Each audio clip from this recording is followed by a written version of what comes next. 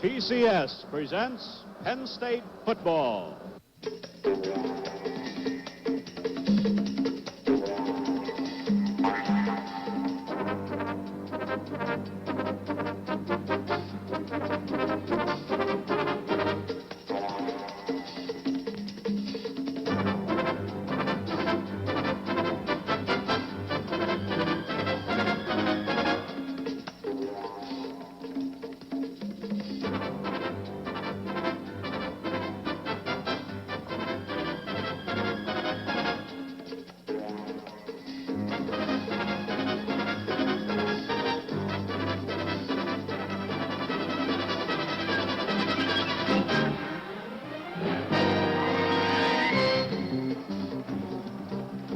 From Beaver Stadium in University Park, Pennsylvania, it's the Penn State Nittany Lions versus the Ohio State Buckeyes. This game is brought to you by Dodge. For a good buy, see the good guys at your local Dodge dealer today. And by Genesee Beer. Our one brewery makes it best. And by your 40,000 Westinghouse neighbors in Pennsylvania who help make products that conserve energy by using it efficiently.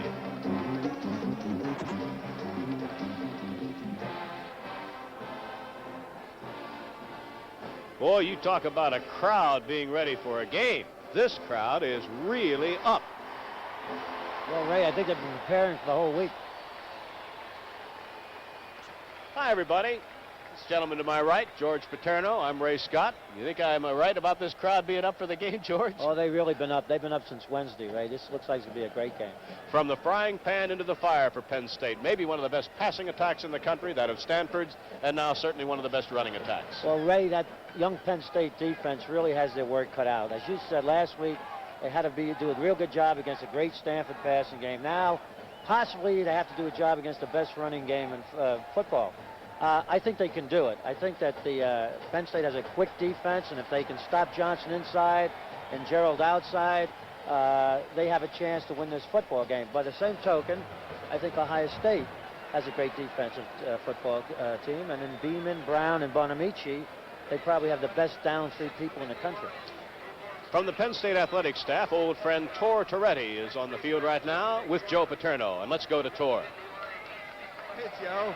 I'm sure you can feel the excitement here, and I'm sure you do too. Joe, the question I want to ask you, do you think this is probably the biggest game in Penn State football? Oh, I don't know about that, Joe. There's been so many big games. I think it's a football game, and we're anxious to play. We're anxious to see how the young kids are going to do against a good football team. But I don't know whether I'd say it's the biggest football game we've ever played or not. I don't think I'd be willing to say that right now. I agree with you, Joe, on that very much. Now, Joe, what do you think might be some of the keys to this football game? Well, I think, of course, we've got to play a really good defense. We've got to shut off their inside game and make them run outside. And we've got to do an adequate job in case they decide to throw. But first, we've got to stop their inside running game. And then I think on offense, we've got to be able to throw the ball better than we have. We've got to generate some pass offense. Well, I think you're going to be better in that phase of the game because I know you, and you're going to work on things that need to be done. Well, we worked on it, too. And I think we're going to have a great football game. I hope everybody enjoys it. Thank you very much, Joe. Thank you. And we'll go right back now to the booth.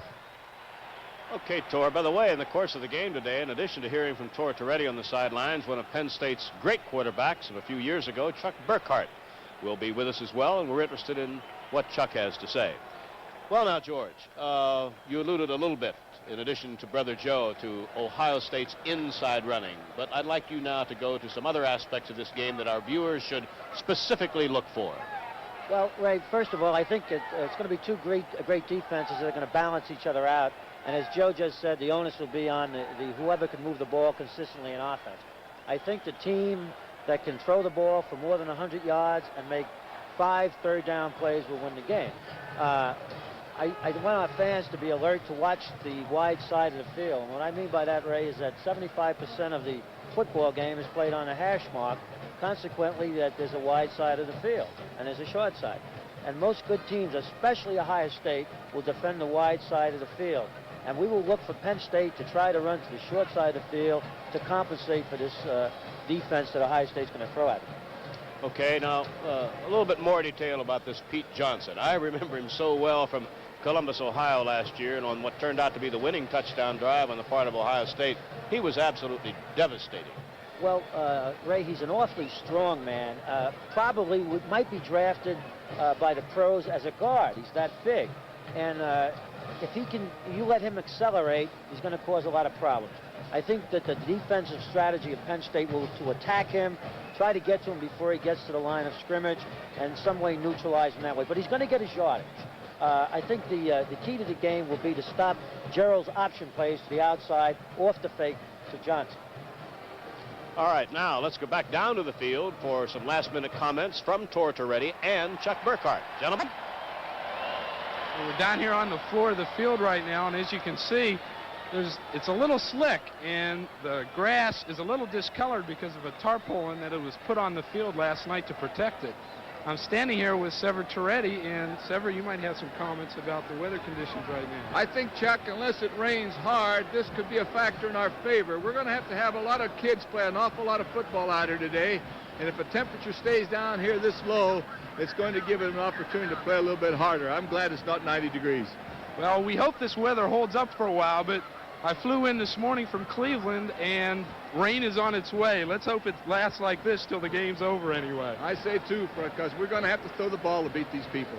Well, in the past we have, and I'm sure we will again. That's right, Chuck. We're going to do the job. I'm sure of that. Now, this is the first time the Buckeyes are up here. Right. And we're going to make sure they see a football team, and they're going to make sure that they do know a good Penn State team today. Wonderful, wonderful. Okay, we'll be right back after this.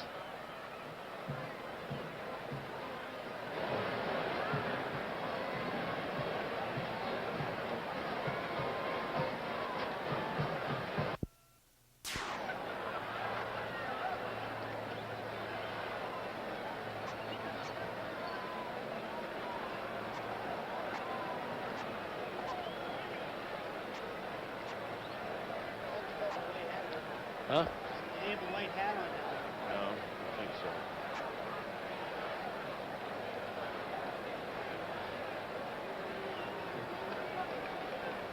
Huh?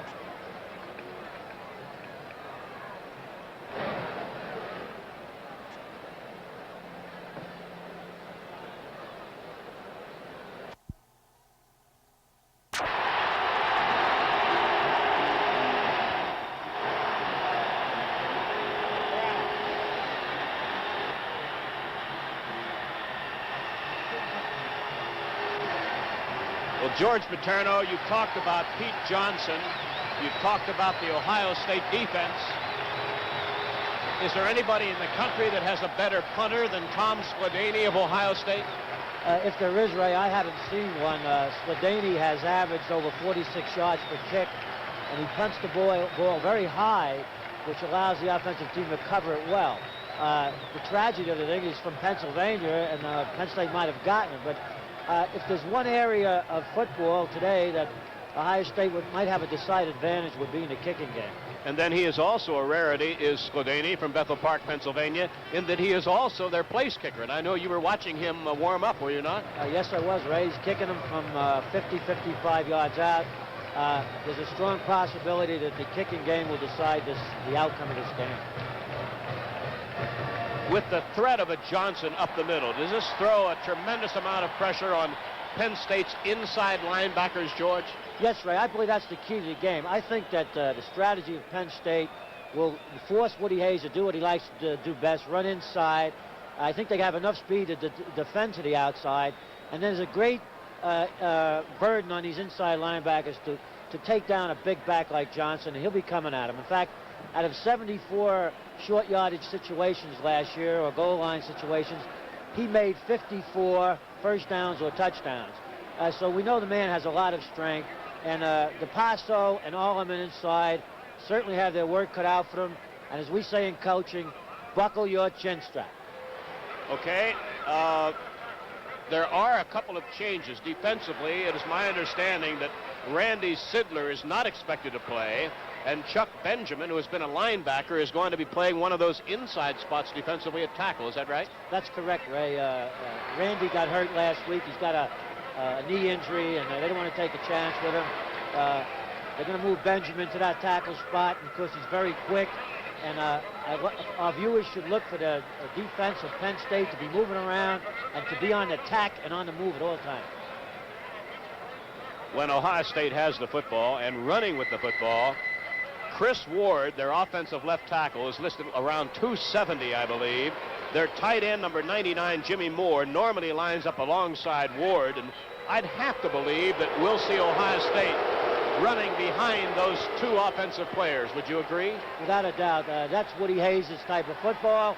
They try to out-physical Penn State, and that's what I said before. Penn State's offense has to generate more offense than they did last week so the defense can get a rest.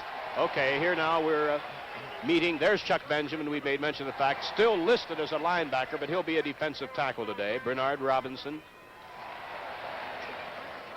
There's an offense. They're going not just with the members of the one unit, as you will note. Both offense and defensive players are being listed.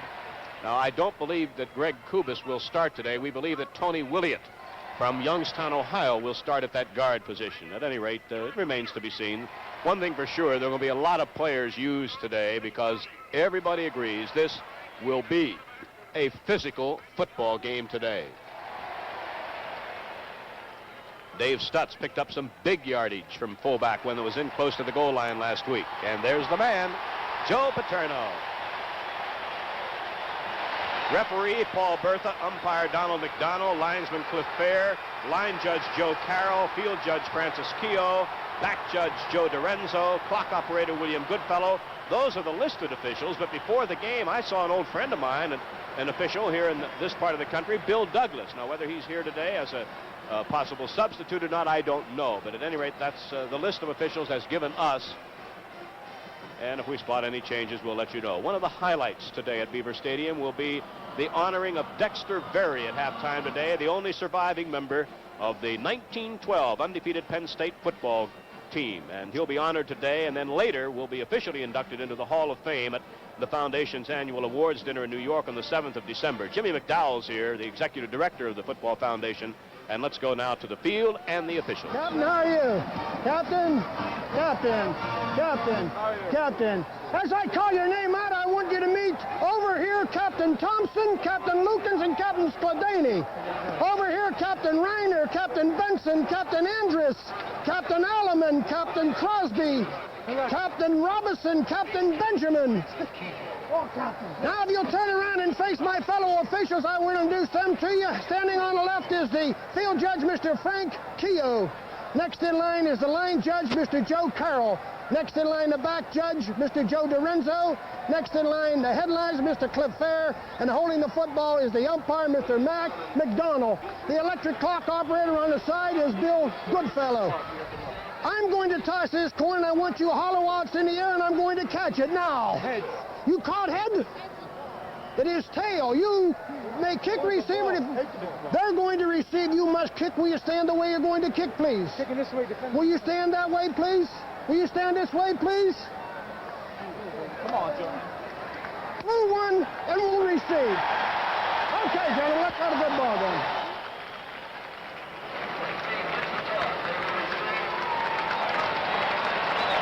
You were hearing referee Paul Bertha making the explanation that Penn State won the toss.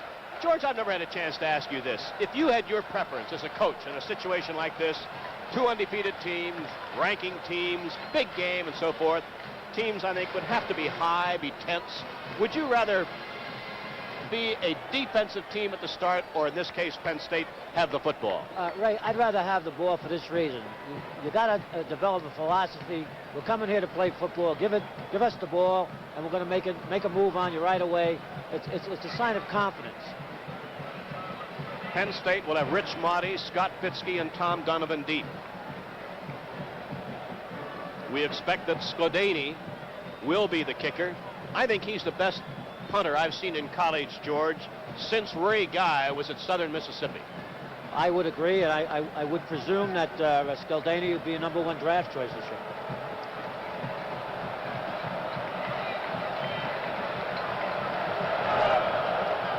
We're set to go. Ohio State, Penn State, packed house, Beaver Stadium. Glad you're with us with George Paterno, Chuck Burkhart, Tor Toretti. This is Ray Scott. This is Rich Motti. Motti gets it out to about the 22-yard line, and the Penn State offense takes over for the first time today. That's the way they line up on Ohio State. Normally, you'll have the 5 down linemen with emphasis on Bonamici, Brown, and Beeman. The 3 middlemen on a 5-man front. Donovan goes right. Cefalo comes left.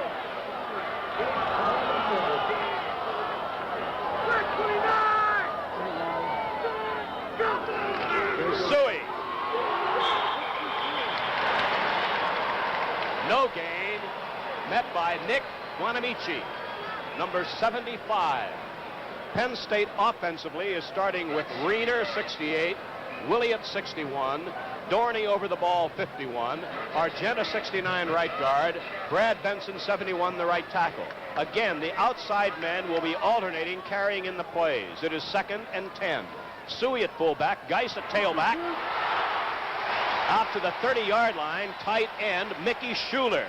And George, accepting for losing his footing, there was a sure first down. Absolutely, Ray. I think Penn State's going to have to do a lot of that, fake the inside fake and try to hit those receivers over the middle like that. You just saw Andy Oncotts get a whispered bit of instructions from Joe Paterno, and Penn State has a 3rd and 2 at the Penn State 29. Lining up originally in an I with Suey in front of Geis. 2 tight ends, Cefalo in motion. This is Geis. First down.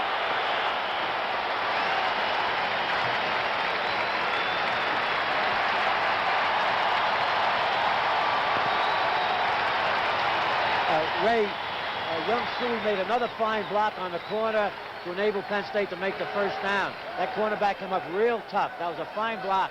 He's a fine young football player. Defensive halfbacks for Ohio State, Rule 43. Roche, 26. Deep are Ray Griffin and Joe Allegro. Cefalo in motion. Suey. Oh. He ran into Aaron Brown, number 55, the middle guard. Flag on that play, Ray.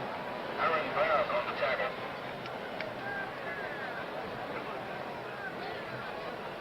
Offside.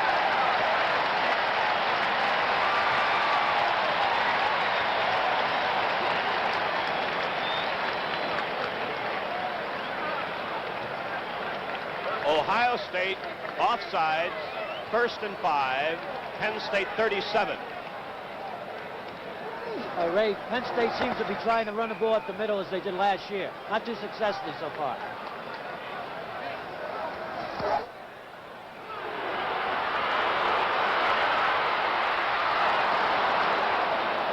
He had Cefalo crossing over. He had Monty deep, did John Andrus, but it's incomplete, and it is going to be 2nd and 5. There was a fake-off tackle play to the left, and he had plenty of time to throw the ball, and Cefalo was open over the middle. The Ohio State linebackers are Ed Thompson, number 9, and Tom Cousineau, number 36. It is 2nd and 5, Penn State.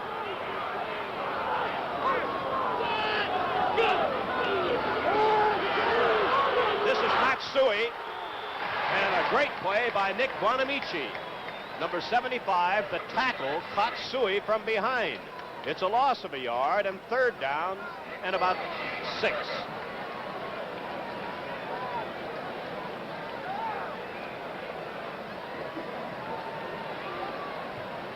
Game just underway, 12:42 left to play.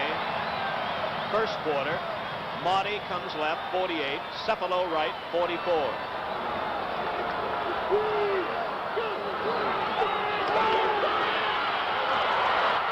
Cefalo, first down. Tackled by Joe Allegro. But Jimmy Cefalo from Pittston has another Penn State first down. Ray, this is just a roll to the right. Cefalo goes out, makes an out cut. He makes a nice move here to the inside, breaks it off, and Andrus puts the ball right on the mark. This is what we're talking about. The team that can throw for 100 yards or more and make those first downs should win this football game. Back line. This is Geis. A loss of 1 to the 45 as number 26, Tom Roach. the defensive halfback, made a fine effort. It's 2nd down, 11. Penn State has held the ball now for just over 3 minutes. Cipolo out to the right. Motti to the left. 2nd and 11.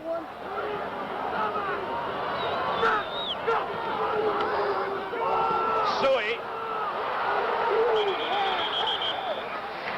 Slowed up by Brown, pinned down by Brodzinski and Bonamici. And George, as you pointed out before the game, this is just such a very good defensive team.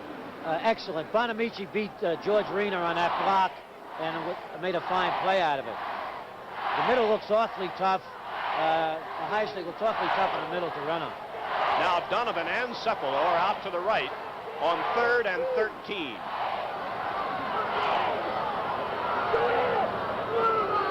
Double wing.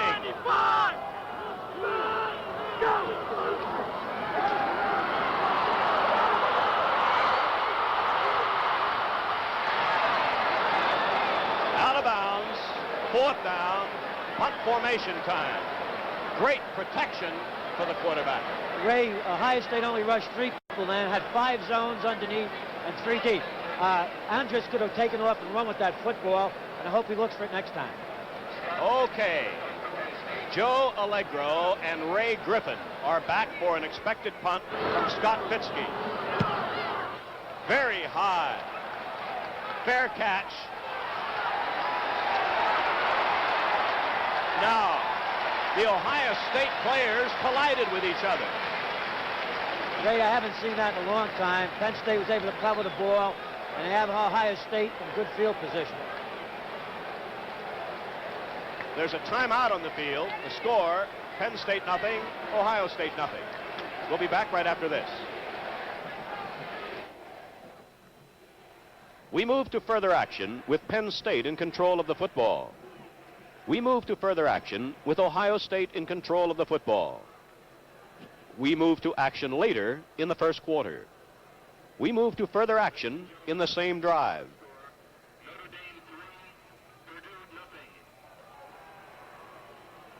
At halftime, North Carolina 3, Northwestern nothing.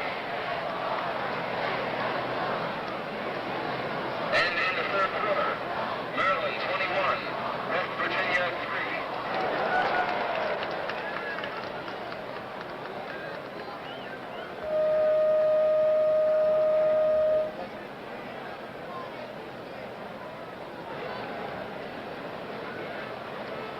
Ohio State has the ball for the first time today. Penn State controlled the ball after the opening kickoff for 4.5 minutes. So after the Penn State punt, it's Ohio State's offense from the Buckeye 15-yard line. Harrell goes to the left. The quarterback, number 8, Rod Gerald. Running backs, Pete Johnson, 33, Jeff Logan, 34. Over the ball, Ron Ayers. Savoca and Lukens the guards, Ward and Petrini the tackles. This is Logan. He averaged almost 15 yards a carry against Michigan State, did Jeff Logan, the successor to Archie Griffin at tailback. He was brought down by Neil Hutton. Ray, Ohio State has 2 tight ends, split backfield, and it looks like they're going to try to test Penn State's defense with the run. That play gained 6 yards. It is 2nd and 4.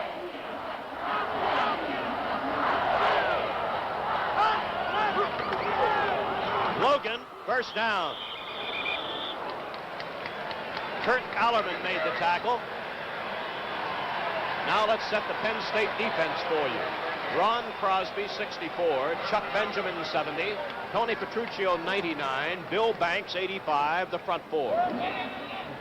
The linebackers are Hostetler, 38. Allerman, 53. DePasso, 95. And DeAnge, 97. Harrell is out wide to the left. First down, Ohio State at the Buckeye 29.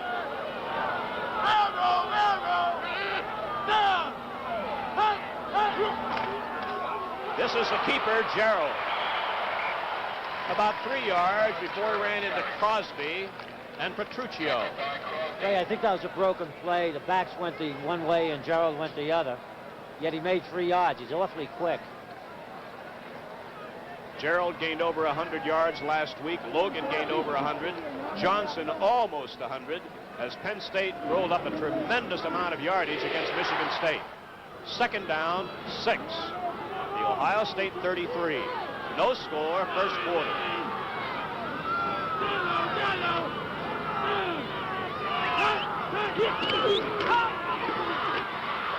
This is Logan, and he's close to a first down. I think he has a first down, just short of the Ohio State 40, as DePasso and Neil Hutton made the tackle. We might have a measurement.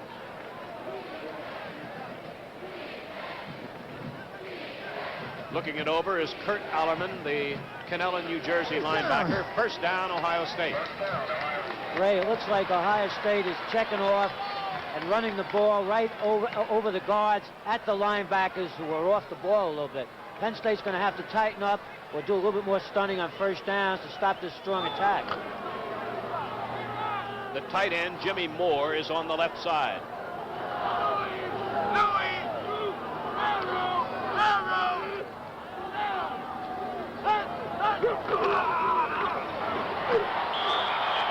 Logan got about 2 yards, hit by Allerman, DeAnge, and Hutton, and DePasso.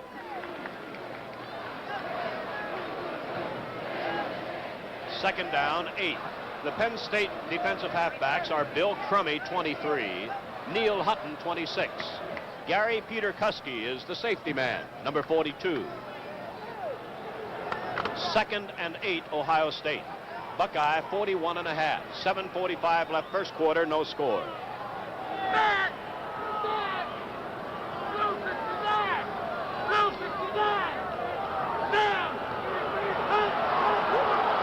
This is Gerald with the ball. Gary Peter Kuski and Ron Crosby made a beautiful play. Gerald got it out to the 45, but now Gerald has a 3rd and 5 as crusty Woody Hayes looks on. Ray, here comes that big third down play. Penn State jumped into a 53 defense that time and shut off the inside. Gerald took to the outside with an option play. Great play by Peter Kuski. Gerald has yet to put the ball in the air. He has Harrow out to the right.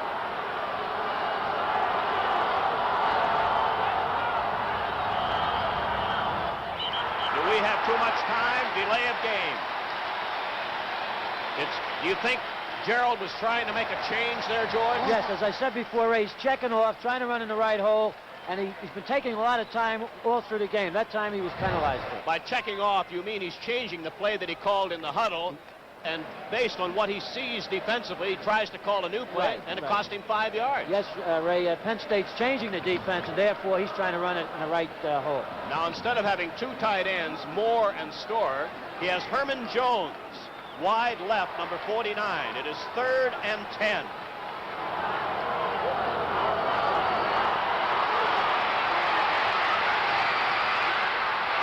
He does not get a first down. Ron Crosby and Joe DeAnge shut off Gerald short of a first down, and you're going to get your first chance to see Tom Skladany, and he is some kind of a punter. He comes into the game with 6:06 left to play in the first quarter, no score. Neil Hutton is back as a single return man. Clock running.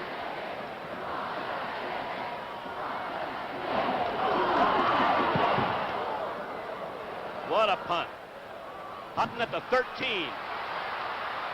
He gets it back to the 15. And there's a timeout on the field. With the score, Penn State nothing, Ohio State nothing. We'll be back right after this. Ray,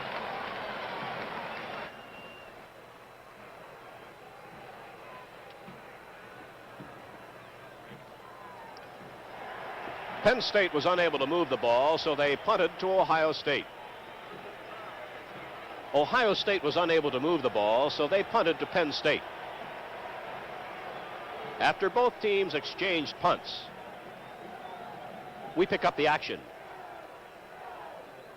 We move to further action.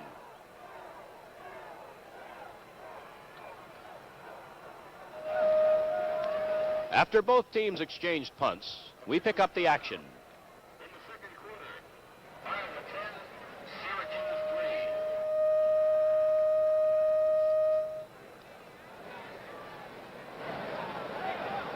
3. There was a personal foul against Ohio State on that punt return by Neil Hutton.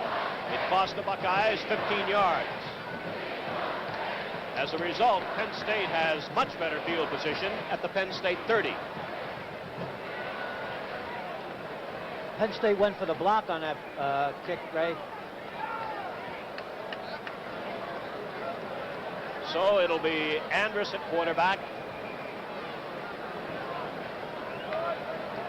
And there is where the personal foul was called. Somebody came in late. Donovan and Cephalo to the left.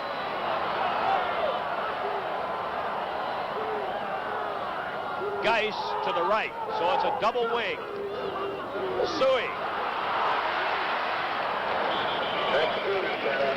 Suey gets about 3 yards before running into linebacker Tom Cousineau, number 36. So on first down, George, that's a little bit different from the last time the Penn State had the football. They tried to get outside instead of inside. Ray, Penn State's putting 2 wide receivers out, forcing Ohio State to play them and running back to the short side. Second down, 7.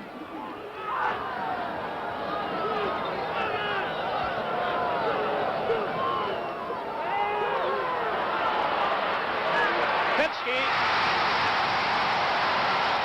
Rich Marty, I'm sorry. Rich Marty, number 48. And there was a beautifully thrown pass. All right, watch Andrus latest in there. Morty makes a deep out cut between the undercover and the safety, makes a great catch. It's a first down at the Ohio State 48-yard line. Donovan to the right, Cephalo to the left. This is Geis.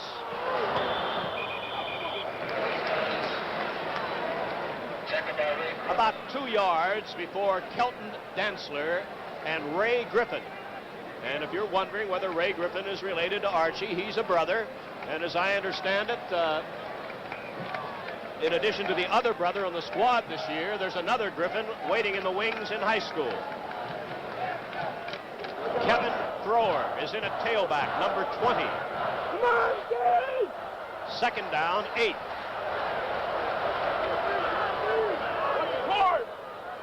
Come on, Dave! Cephalo in motion.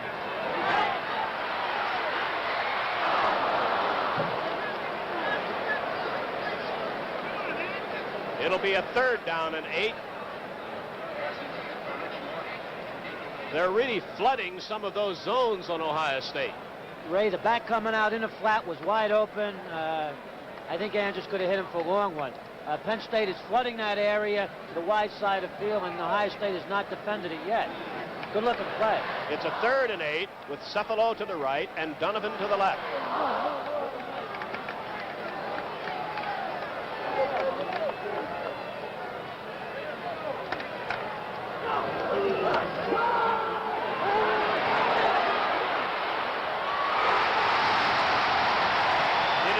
By the tight end, Mickey Schuler.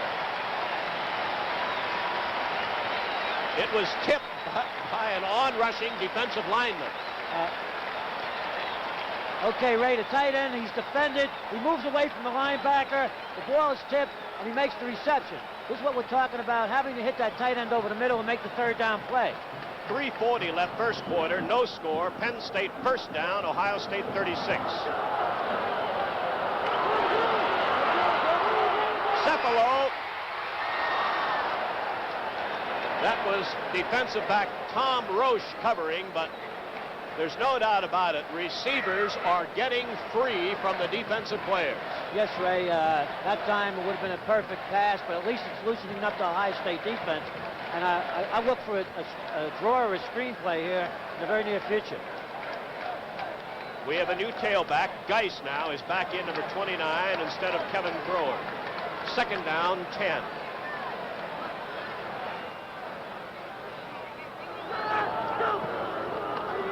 Geis.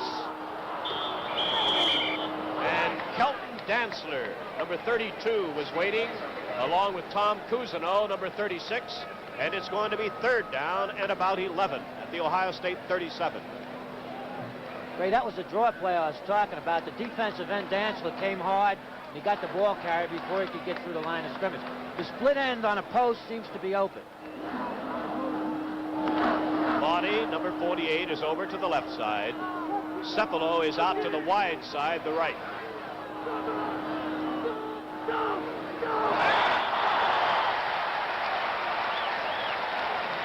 Sure, you saw the markers flying, and contact was made. Now, let's see if it was caused by the offense. Illegal procedure. Ohio State will be penalized 5 yards. It will be third down and 7. Penn State changed their count that time, Ray, hoping to draw Ohio State into that area. Wait! Illegal procedure! Wait! Third and 7, Penn State at the Ohio State 32. No score, first quarter, 2:50 left. Here's Geis. Cepalo. He is within a yard of a first down, Cepalo, before Eddie Beeman ran him out of bounds. Ray, that was a reverse off the sweep, and Andrus. I watch Cepalo on this. He comes around, he takes the ball off a fake of a sweep. Now watch the quarterback, Andrus, out here, number 18, come over and make a good block. He almost made a first down on it. Another step, he might have gone all the way. There he is, number 18, the quarterback, putting a block on the cornerback, the linebacker. Now the measurement, I think, will show that Penn State is less than a yard away from a first down with the ball inside the Ohio State 30.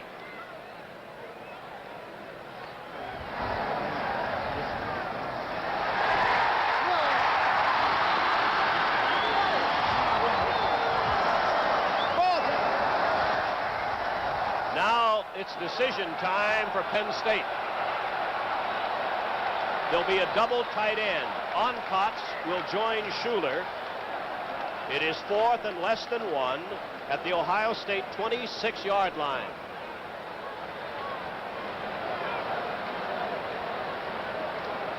Time left in the first quarter, 2 minutes, 41 seconds, no score. Ray, this is what football is all about, a challenge. This is a challenge. Now let's see what happens.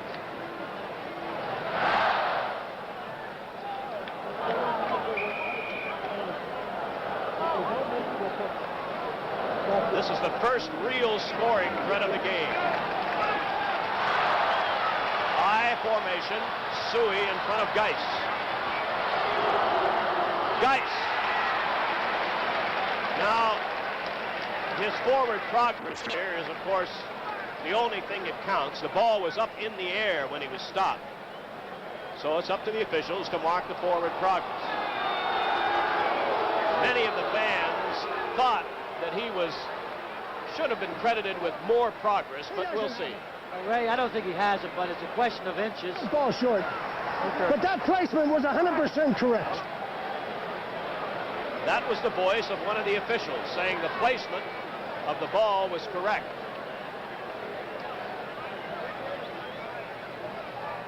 And one of the officials also said, I think it's short. One can never tell. Ohio State's defense takes over. There's a timeout on the field. And with the score, Penn State nothing and Ohio State nothing. We'll be back right after this.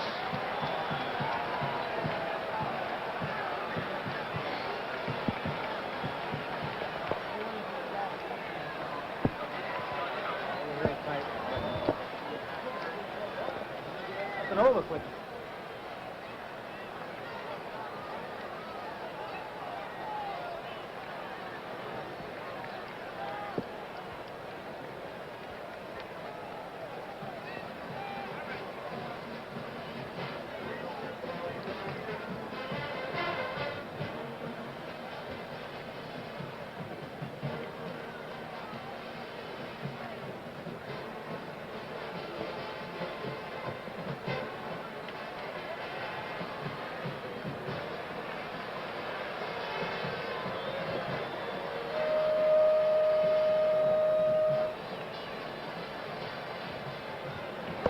2:34 left to play in the first quarter. Ohio State equal to the first real big challenge of the game as the Ohio State defense turns the ball over to the offense at the Buckeye 26-yard line. And Rod Gerald is the quarterback, number 8. This is Logan. And he gets it out, and there goes a marker out to the 34-yard line of the Buckeyes, and a marker comes down.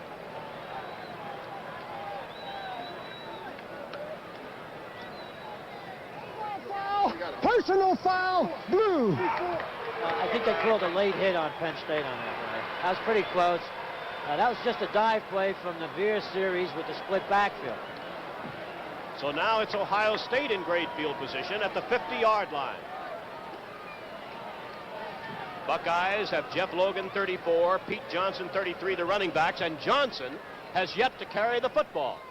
They use him as a decoy right now. Herman Jones to the left, wide receiver, number 49.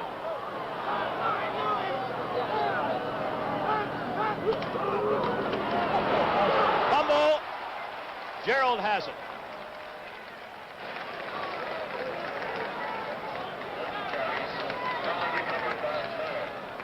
A loss on the play, 2.5 yards. It'll be second and about 13. Ray, it's interesting that Ohio State has not shown any I formation. They're running a straight veer series to the short side of field as Penn State is defensing the wide side, as we talked about. Harrell to the left, Jones to the right, the 2 wide receivers on second and 13.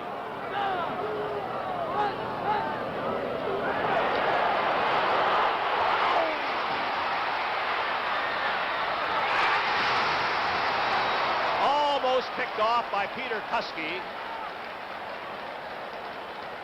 and Gerald was almost nailed for a loss. Ray Crosby should have had him. He got inside and Gerald stepped outside. That's very dangerous.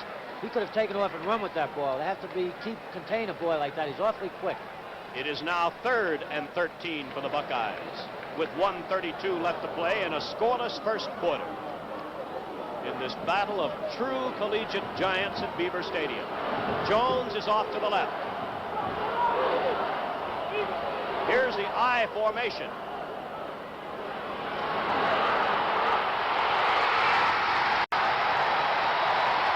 Bill Banks pinning Gerald down at the Buckeye 36-yard line. Ray, they were in an I formation with a slot. They faked the reverse. In play action, they were thrown for a big loss. So it's punt formation time for Tom Skladany. Donovan and Monty are back deep. Penn State has controlled the football in the first quarter, but it is still scoreless.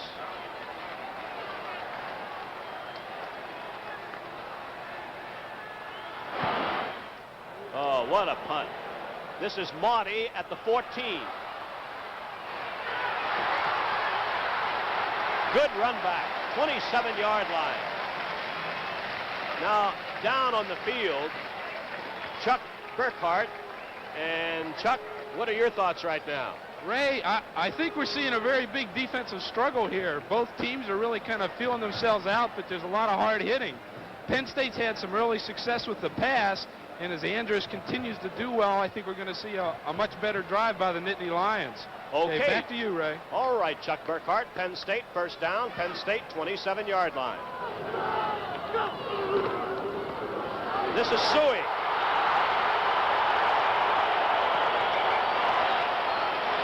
Seven yards for Suey on first down, brought down by Tom Cousineau, the left linebacker.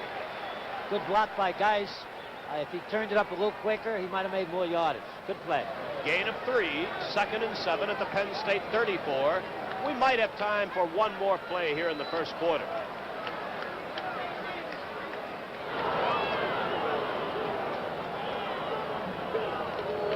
This is Geis.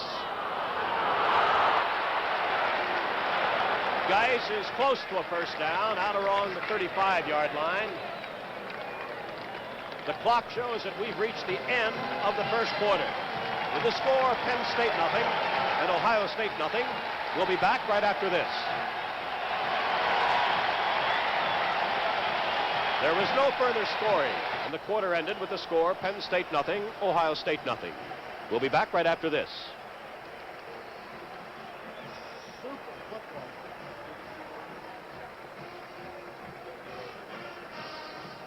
There was no further scoring, and the quarter ended with the score Penn State nothing, Ohio State nothing. We'll be back right after this.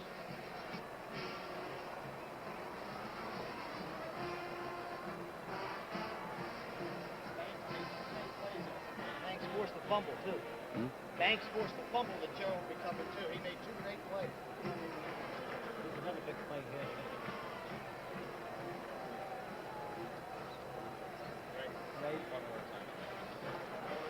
There was no scoring, and the quarter ended with the score Penn State nothing, Ohio State nothing.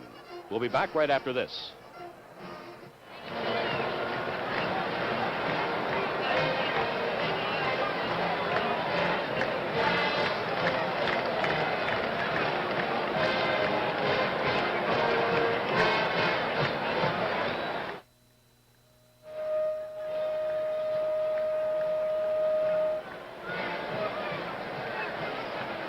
Penn State is faced with a 3rd and less than 1 at the Penn State 36-yard line as we get ready to start the second quarter. No scoring so far. Penn State close one time, but Ohio State stopped Penn State on 4th down, stopped the Nittany Lions inches shy of a first down. Ray, this is, as we said, a great defensive battle. The slugger kind of versus the boxer. Penn State a little quicker, but they've neutralized each other. Penn State has the football, 1st and 10, or 3rd and 1. Penn State 36-yard line. No score starting the second quarter.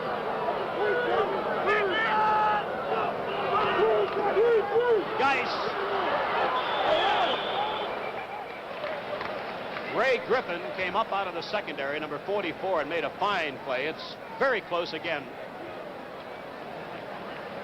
There they are, Peter Kuski, Crummy, and Hutton. I guess we're going to have another measurement, George. Ray, that time Penn State put the flanker in motion to the short side of the field, as we said they would do, and ran a sweep. I think they got enough of the first down in this play. Be close again, though.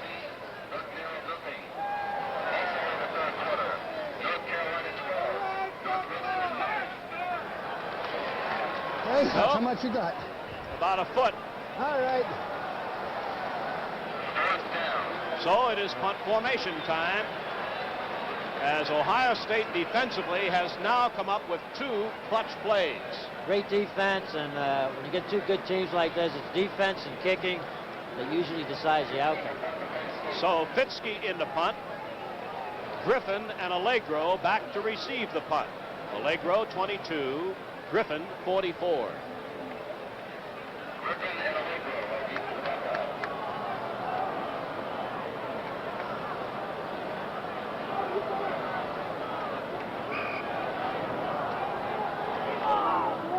Scott Fitzke.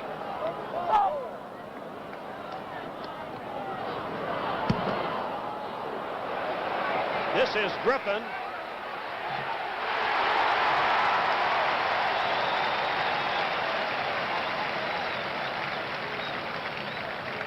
Rich Malott was the first of the Penn Staters down, and George, I thought Griffin took a tremendous chance that time handling that punt. So do I, Ray. I think that Coach Hayes probably got a few more gray hairs on that one, but it's a great defensive game. One big play will probably give somebody an edge real quick. Harrell out to the right as Ohio State starts from the Buckeye 24-yard line, 1st and 10.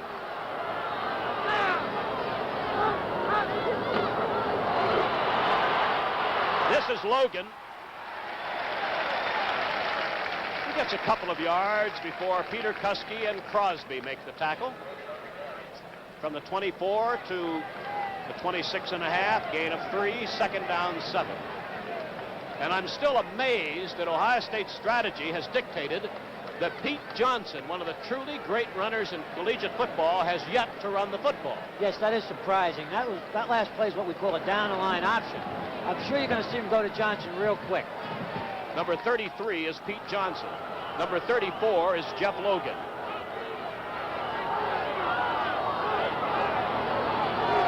Gerald Hostetler was blitzing with help from Bill Banks.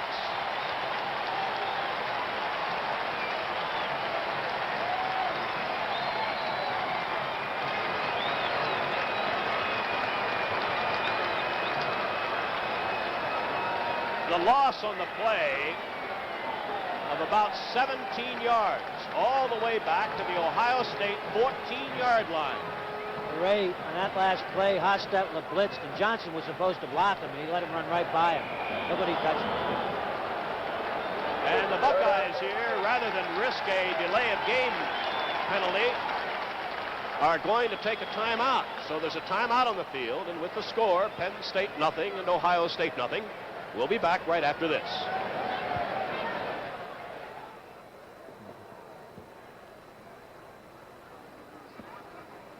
They're going to punt, I think, now on third down. Now, here's the thing. Over-strategizing yourself. You got to be Johnson. I told you he's coming to the outside now. Huh? I think he's going to go back to the eye. We move to action later in the second quarter. We move to action later in the third quarter. We move to action later in the fourth quarter.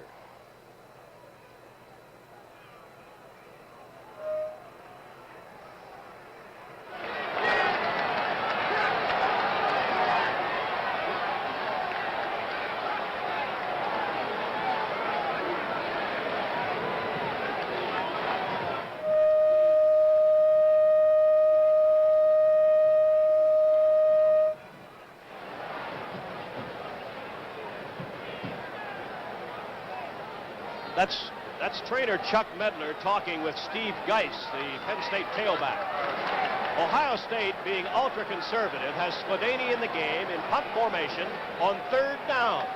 It is 3rd and 20. Fine punt.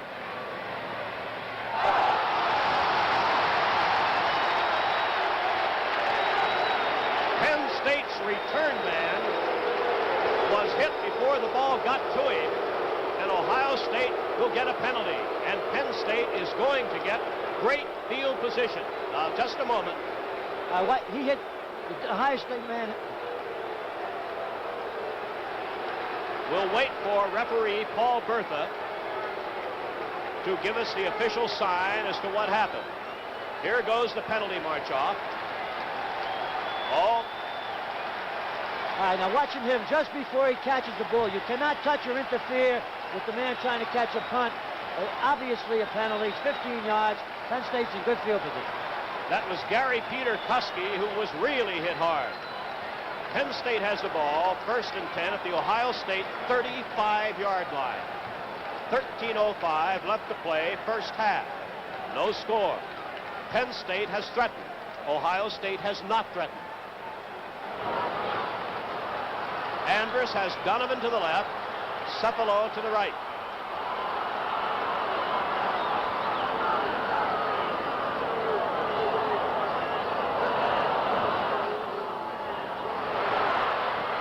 This is the big end, Schuler.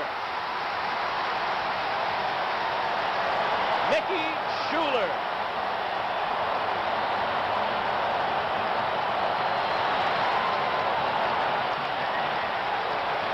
Okay, Ray, Andrus goes to the right, hits the tight end in a flat. He's wide open. Big play, big play. All the way down to the 17-yard line. 18-yard gain, 1st and 10.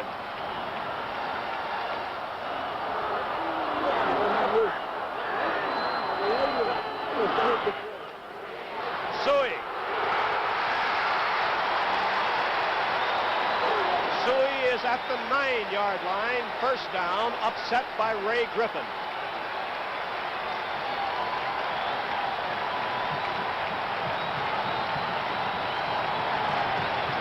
It is 2nd down and 3. Ray, number 61, Williott made a great block on that play. That's Tony Williott, the guard from Youngstown, Ohio.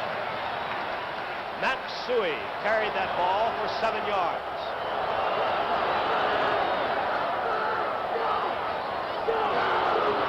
Suey to about the 8-yard line. It is going to be 3rd and about 1.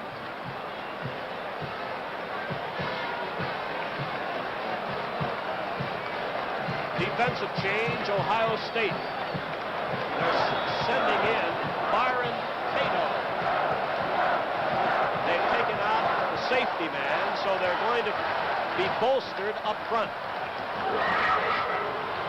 1.5 yards away from a first down. Cefalo in motion. Sui. First down.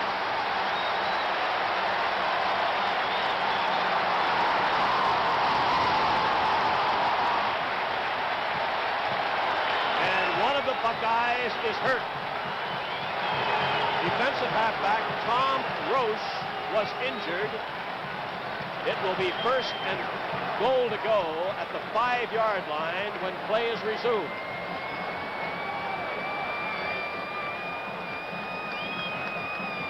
George, right now there's a timeout on the field, and with the score Penn State nothing and Ohio State nothing, we'll be back right after this.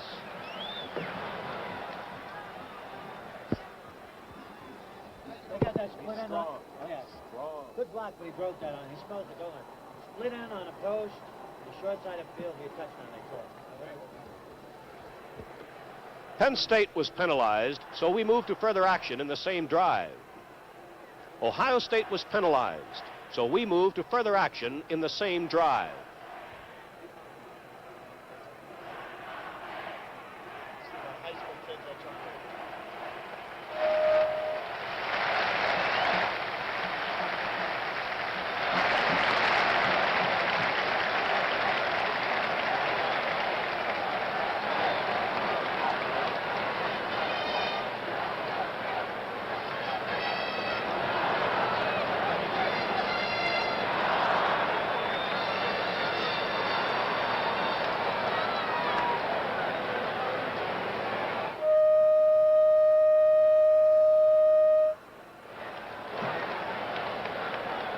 Penn State has a first and goal after Matsui's run for the first down at the Ohio State 5-yard line.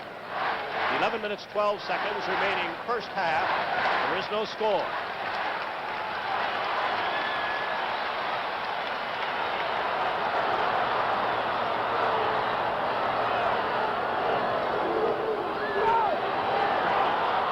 No gain as Bob Brzezinski, the defensive end, played the run very tough.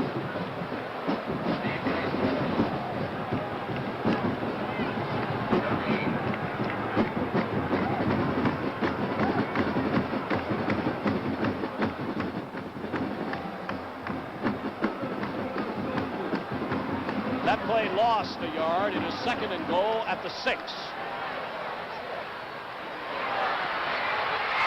Intercepted by Griffin. Marker goes down. Ray Griffin intercepting, brought it out of the end zone to the 3. A marker went down. Personal foul against Penn State. So instead of Ohio State being at the 3, the Buckeyes will be at the 18. So another big defensive play by Ohio State. Yes, Andrews was a little slow getting the ball to the tight end, and Griffin come over and made a fine interception. So the first real scoring threat of the game is stopped by the Buckeyes. And remember, we have yet to see Pete Johnson carry the football.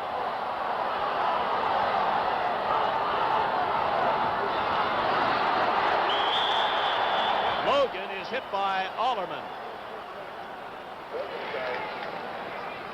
And believe me, George, I don't care how this game comes out.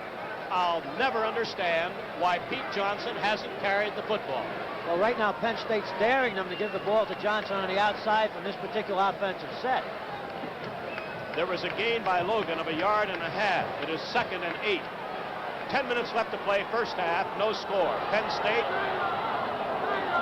has had one great chance, but Griffin stopped it.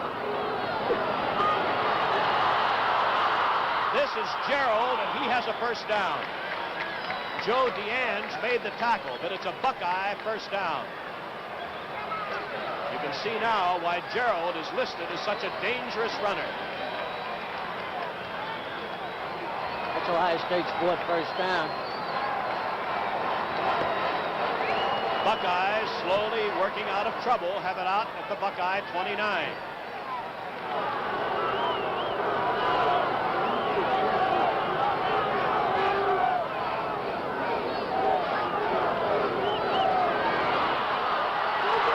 This is Logan.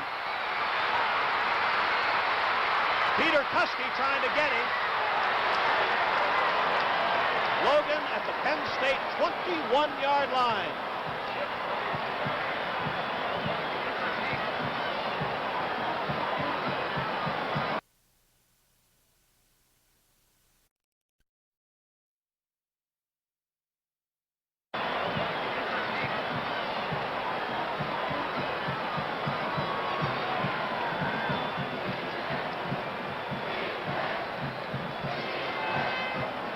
This is a straight dive play. Logan breaks to his left. Hutton misses the block. Peter Kuski chases him down. This is as far as the Buckeyes have been. First down at the Penn State 22. Pete Johnson. The first carry of the game for Johnson came with 9 minutes left in the first half. Petruccio brought down the battering Ram fullback after a gain of 5 at the Penn State 17-yard line.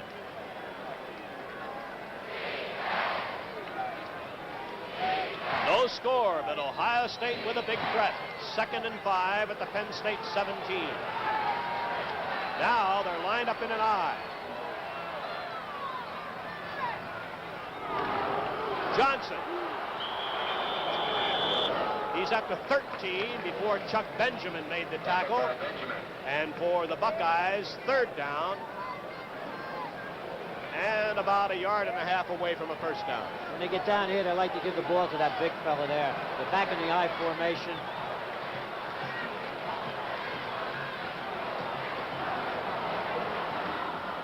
They have 2 tight ends in, Storer and Moore.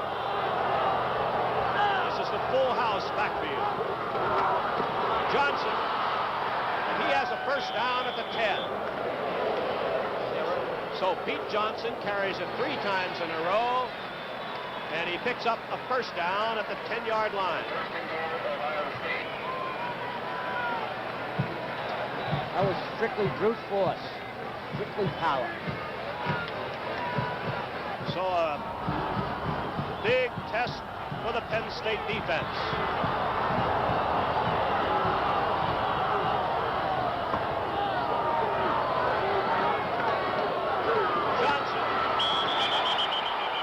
Johnson gets 2 yards. Hallerman, Crummy, and Banks make the stop. 2nd down from the 8. They have great confidence in him down here. I look for them to continue to keep giving him the ball.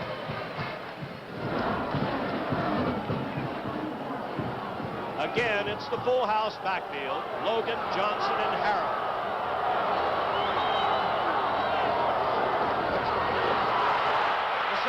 Quarterback, touchdown, Gerald. So with 6:52 left to play in the first half, the Buckeyes score with Gerald getting the 6 points, but the great run by Logan after breaking a couple of tackles set it up. Skladany will try for the extra point. And is that Jeff Logan, the holder? No, this is Skladany.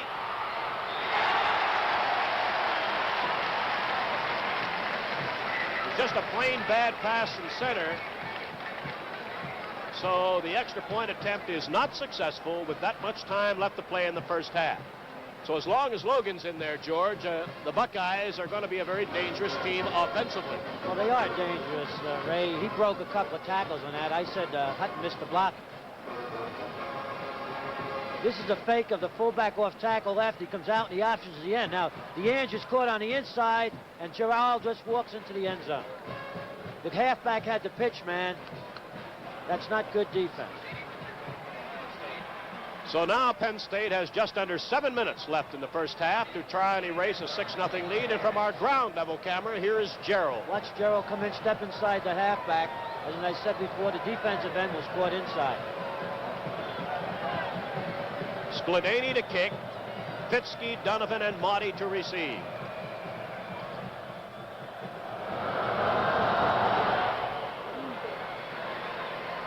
Fitzke at the 8. Out to about the 25-yard line. So Penn State controlled the football in the first half so far, but the Buckeyes have the only points.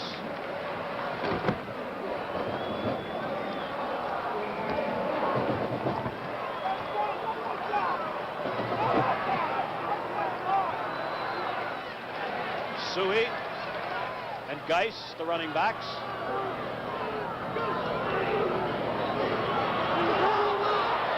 This is Cephalo. He's close to a first down. I think Cephalo would have had the first down, but he elected to try and move for greater yardage. Yes, Ray, he was trying to work back into the inside and make a longer gain out of it. That was what we call a double out. Tight end and the flanker both ran out patterns, and it's wide open. I think the split end on a post is going to be wide open when Penn State decides to throw it. 2nd and 1 at the Penn State 35.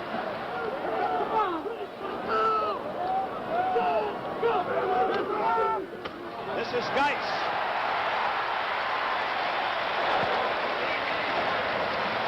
Out to the 47-yard line and a first down. Steve Geis made a little dip, faking inside and going outside, picks up a Penn State first down at the Penn State 47-yard line. Penn State's moving the ball very well right now. They just need a big play.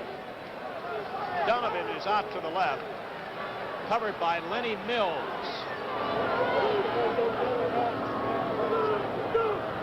Here we go, Marker downs. Cephalo started early. Cephalo, the flanker to the near side, I think made a false move before the ball was snapped. Yes, watch him. We'll see it on the replay. I watched Cephalo on this. He jumps before the ball snapped. A little too anxious. Cost him a 5 yards. So the ball goes back to the 42-yard line. It's going to be 1st and 15. 6-0 Ohio State on a Gerald touchdown run. The extra point was messed up on a bad snap from center. Now Cephalo and Motti are wide to the left.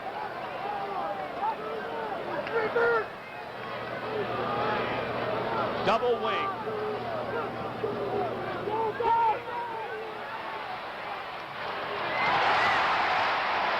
First down, Ohio State 42 to Rich Motti.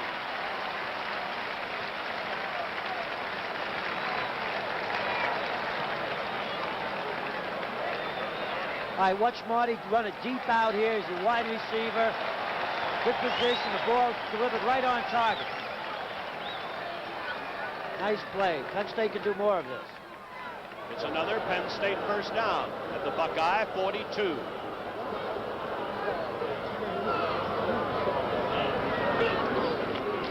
Suey.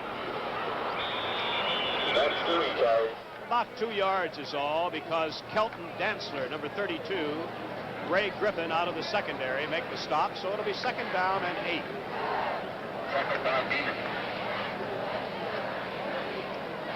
Right now, George, it appears that Penn State is just running the ball enough to let Ohio State know that they have a running attack. That's right, Ray. We still have to hit a big play here. This Ohio State team is awfully tough. This is Motti. First down, 23-yard line.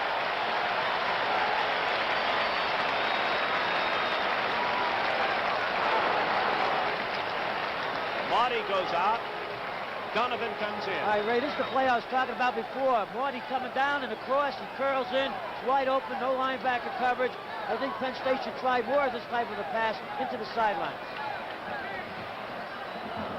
First down at the Ohio State 23.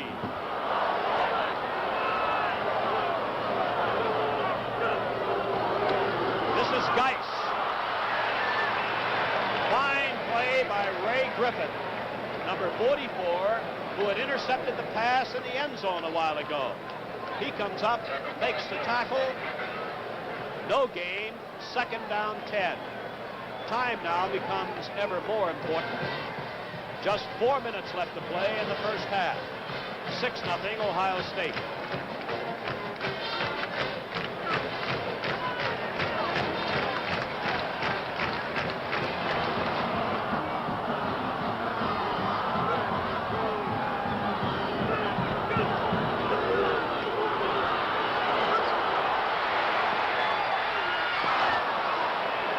Beautiful play by Bruce Rule, the defensive halfback, number 43.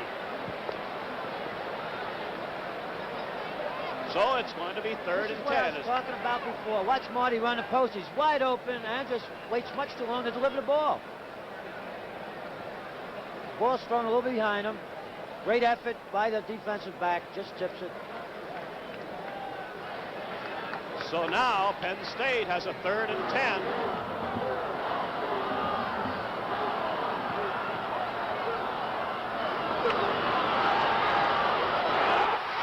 First down. Donovan is at the 5.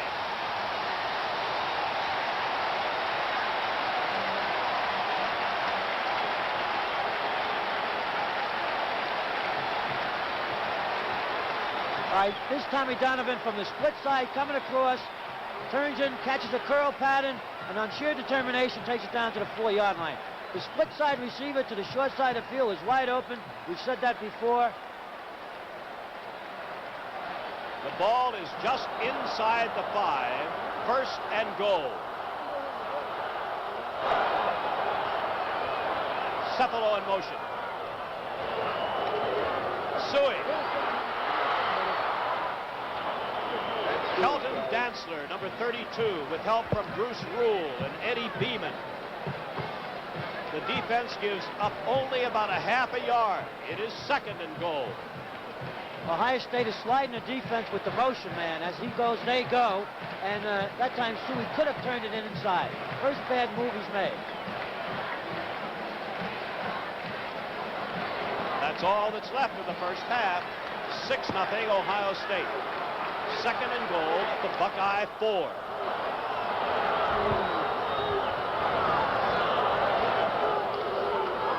Fumble by Geis. Ohio State has it. So twice Penn State has been in close. Twice they have failed to score. Once on an interception by Griffin. Now on a fumble by Geis, picked up by Brodzinski, and Ohio State has the ball. There's a timeout on the field. The score, Ohio State 6 and Penn State nothing. We'll be back right after this.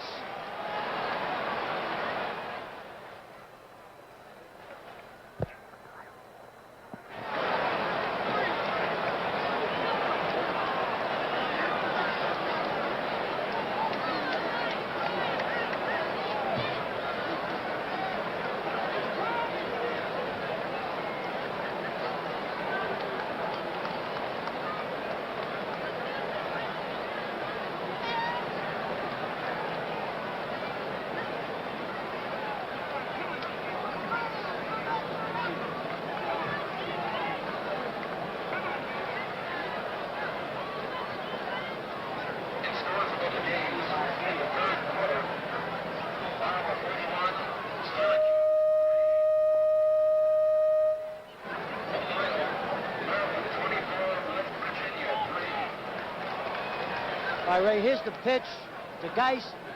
It looks like he takes the eye, well, he doesn't take his eye off the ball, but he comes up to the field a little too quick, and the ball bounces off his chest. He should have run a little flatter to try to get around the corner.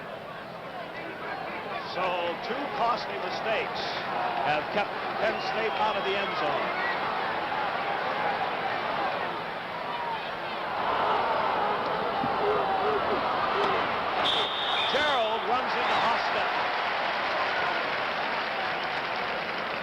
Hostetler held his ground and makes the stop on the Ohio State quarterback. So less than 2 minutes will remain of the first half when the next play. On this play, Hostetler got the quarterback and the halfbacks got the pitchman. Now this is the way it should have been played on the goal line. This is perfect defense. There was no gain. It is 2nd and 10.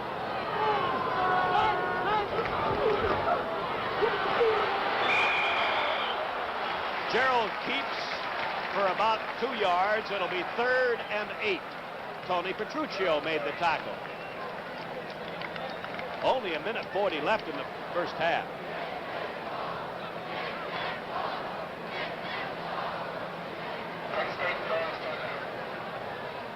Petruccio makes this tackle. He plays off the blocker. Comes in real tough.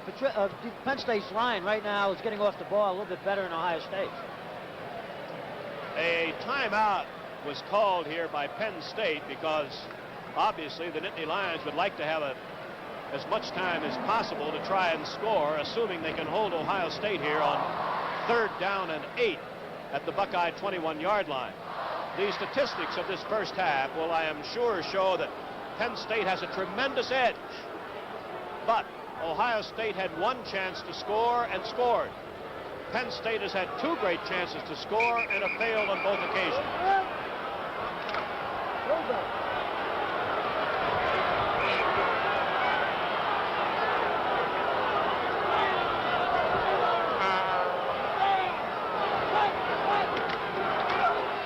This is Logan. First down, Ohio State has he broke about 2 or 3 tackles.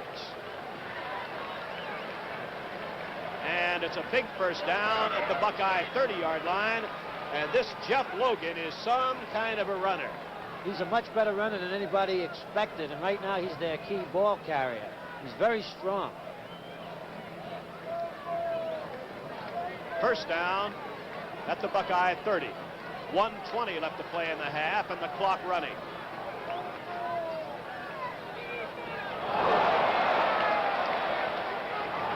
Here we go, Billy Banks. Johnson started ahead of time. The fullback, Pete Johnson, he was in motion. So with 1:08 left to play in the half, the Buckeyes will lose 5 yards, assuming that Penn State accepts the penalty. Kurt Allerman is making that decision.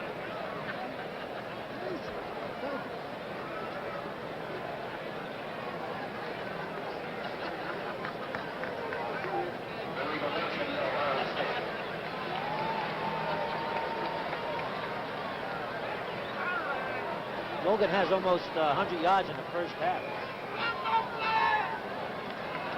Harrell to the right, Jones to the left on 1st and 15 at the Buckeye 25.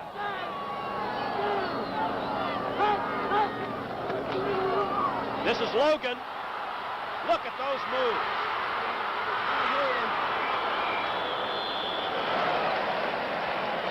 A marker down.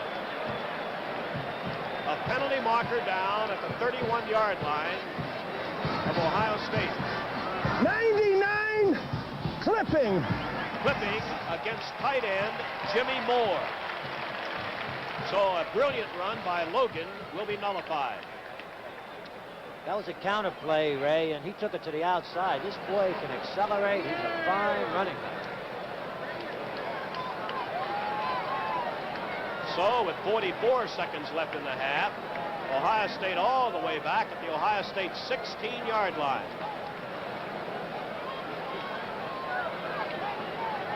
First and 25. And I'll be surprised if Ohio State does anything except just try and run out the clock.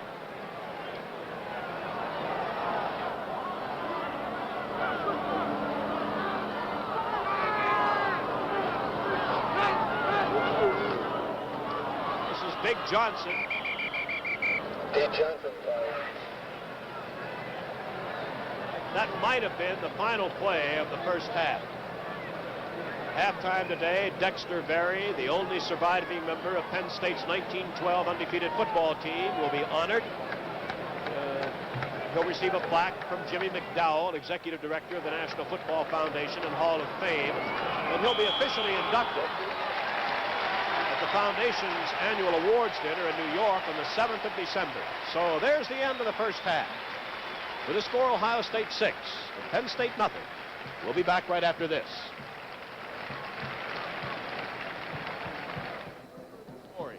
The half ended with the score Penn State nothing, Ohio State 6. We'll be back right after this.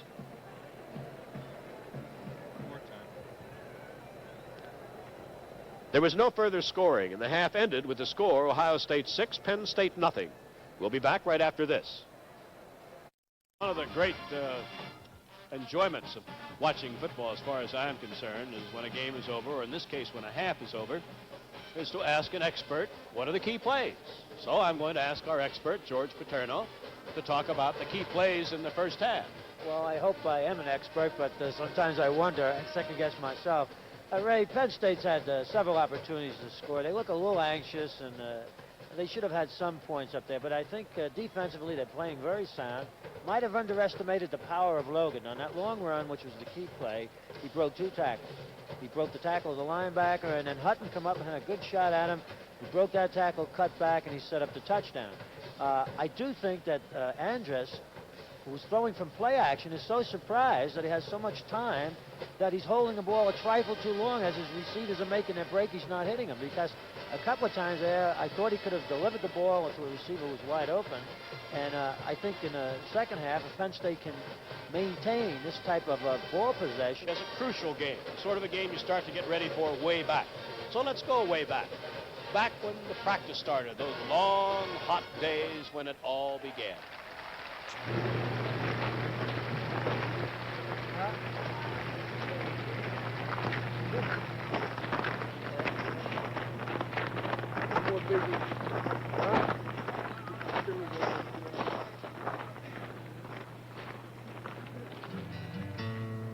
From the beginning,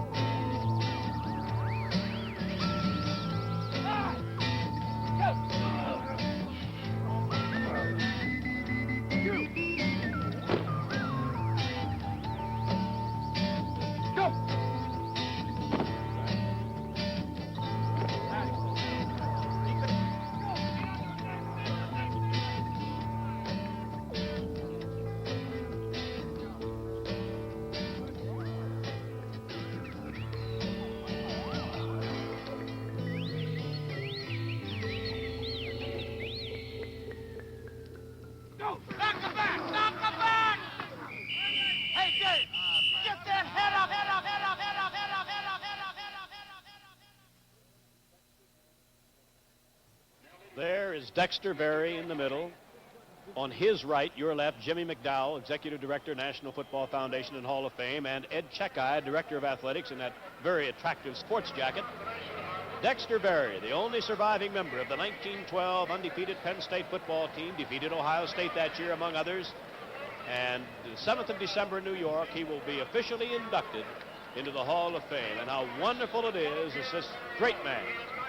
He went on from his outstanding career in athletics at Penn State to be a very successful businessman, active in community affairs in the Pittsburgh area, an outstanding official for many years. And we're so delighted that he could be honored here today. Now, one of the winningest quarterbacks in all of Penn State football history on the field today. Don't mean to embarrass you, Chuck Burkhart, but what feel do you get down there? What are your thoughts on the first half and on the second half coming up? Chuck?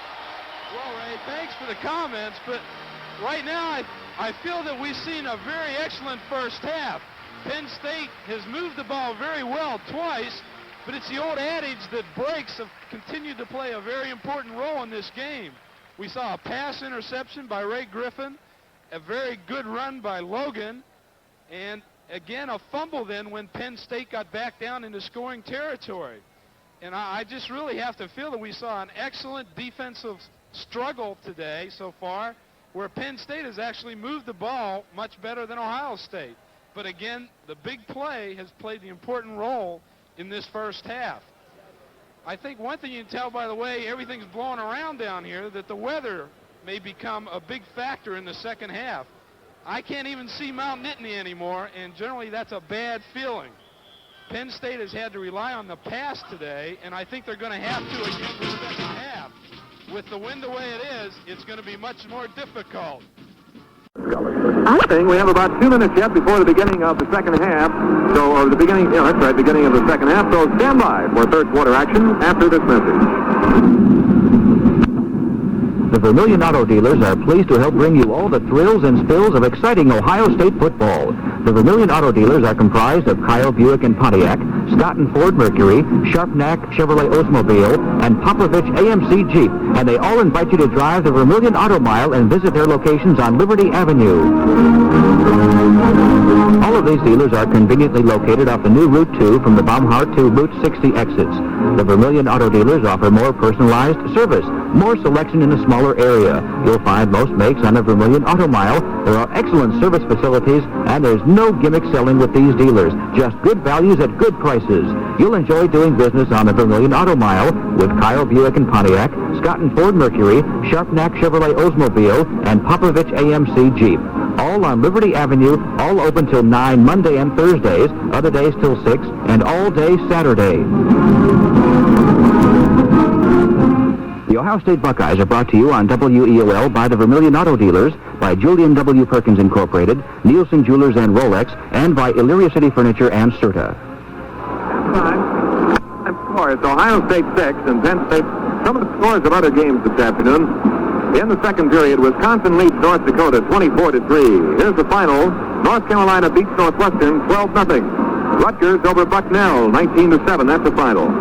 In the second period, Oklahoma is leading California 21-7. In the third period, Notre Dame 10, Purdue nothing. Here's the final. Maryland over West Virginia 24-3. And a final, Michigan 51, Stanford nothing. In the third period, Iowa leads Syracuse 31-3. In the first quarter action just starting now, Air Force and Iowa State, there is no score. We're just about ready to begin our second half activities. The captains are again meeting each other at the 50-yard line. The Buckeyes are loosening up to our near side, to the far side, the Penn State Nittany Lions. And ready to bring you more. Second half play-by-play, the voice of the Buckeyes, here's Ken Coleman.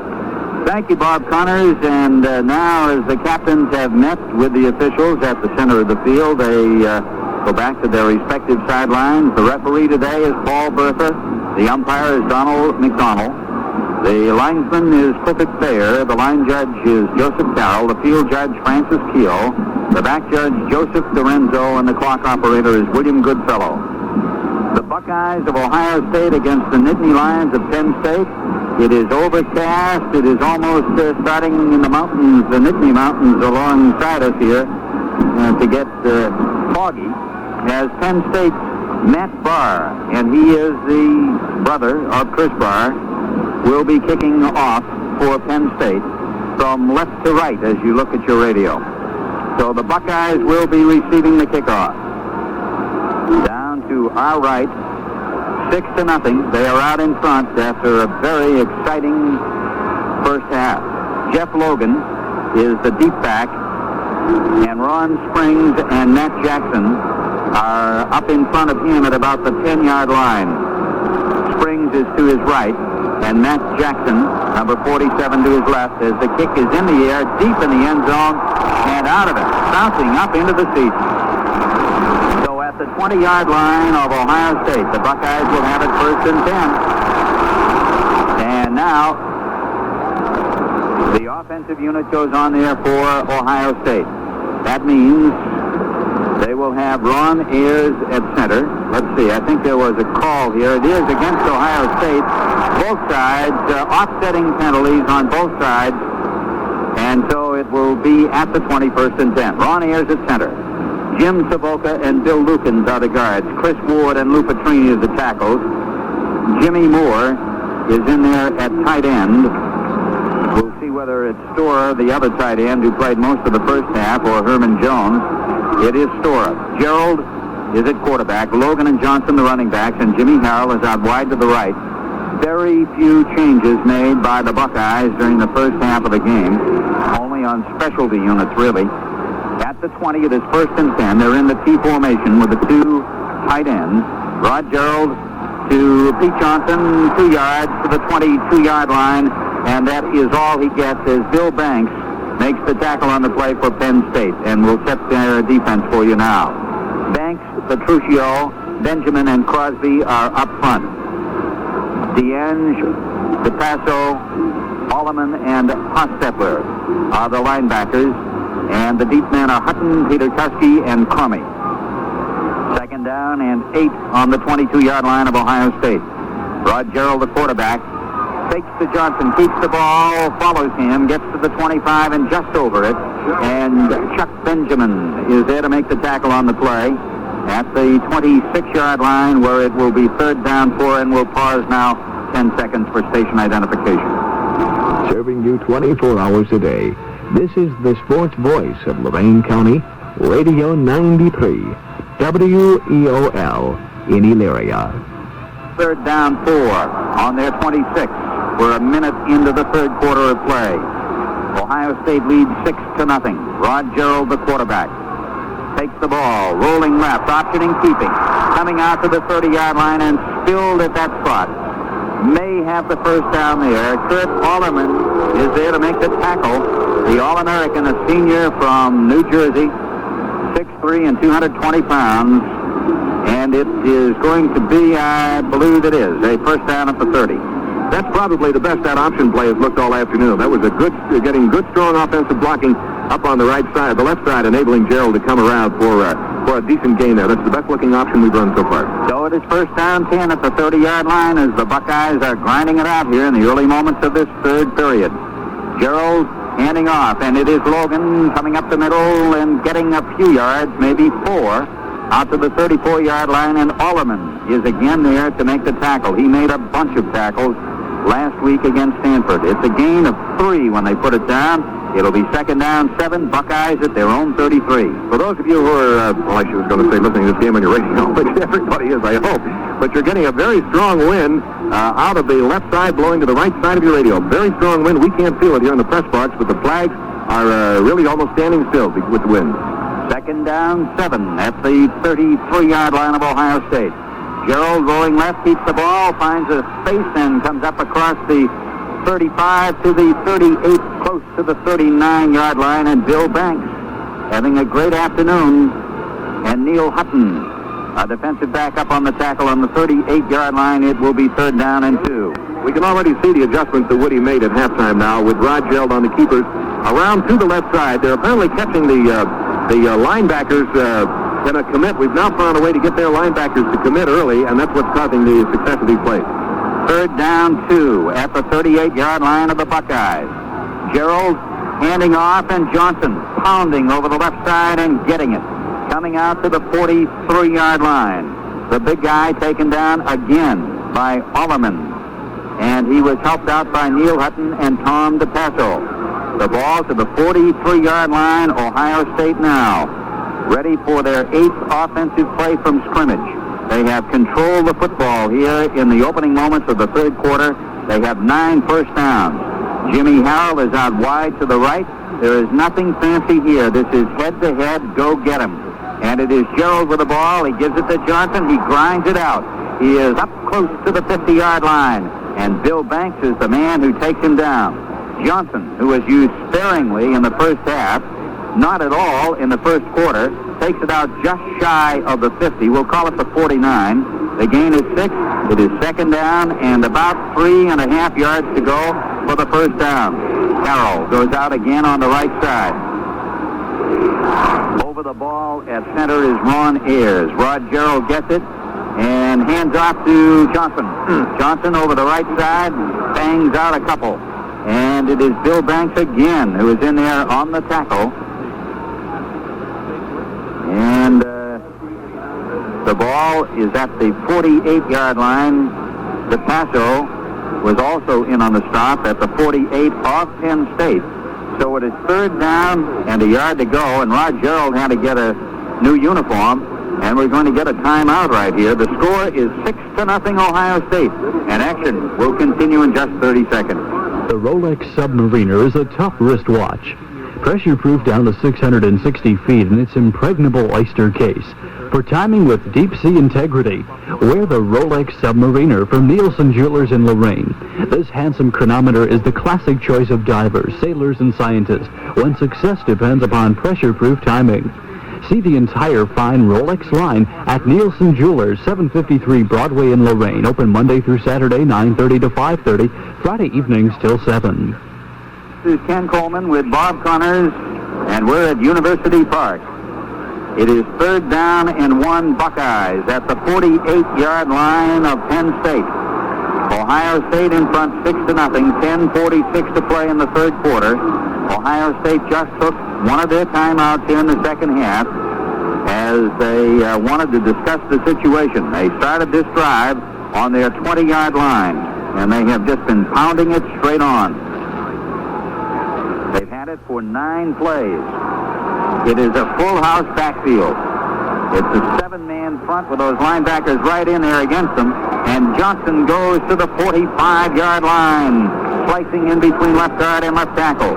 Pete Johnson taken down once again by Kurt Alleman and Bill Banks, along with the safety man, Peter Kuski. And at the 45-yard line, it is first down and 10 for the Buckeyes, so they are controlling the ball. They've had it now for 4.5 minutes here in the third quarter and have not given it up. They're leading 6-0 as Rod Gerald puts them in the T formation with the 2 tight ends. And it is given to Logan. He gets 1. He goes to the 44-yard line, up the middle, and spun down by Joe DeAnge and by Chuck Benjamin. It will be second down 9 at the 44-yard line of Penn State. We're getting a little closer to Woody's kind of ball game. They've controlled the ball the entire second half. They're grinding it out, the old 3 yards in a cloud of dust. And a little closer to the way Woody wanted that first half to go. Jimmy Harrell again out on the right. Johnson and Logan are set in behind Gerald. 6-man front against them. And it is Gerald keeping after a fake to Logan. And Rod Gerald takes it to the 37-yard line over left tackle. Again, Bill Banks is there with Tom DePasso. On the tackle, the ball is at the 37-yard line. And again, it is 3rd and 2 on this drive.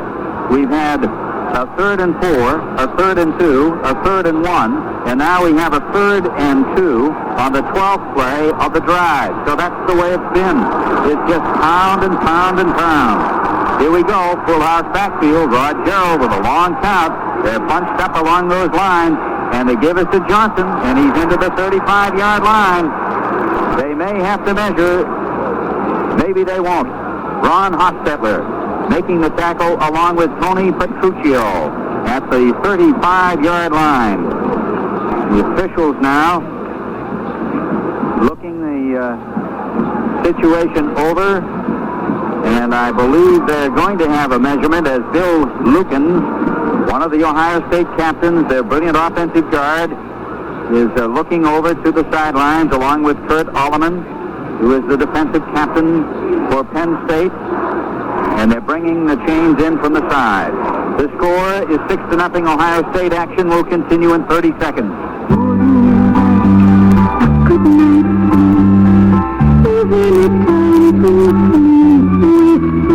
Tonight, be good to your back with Certus Perfect Sleeper. You get the firm support your back needs, plus the comfort you want to help you drop gently to sleep, night after night. Count on a good night's sleep.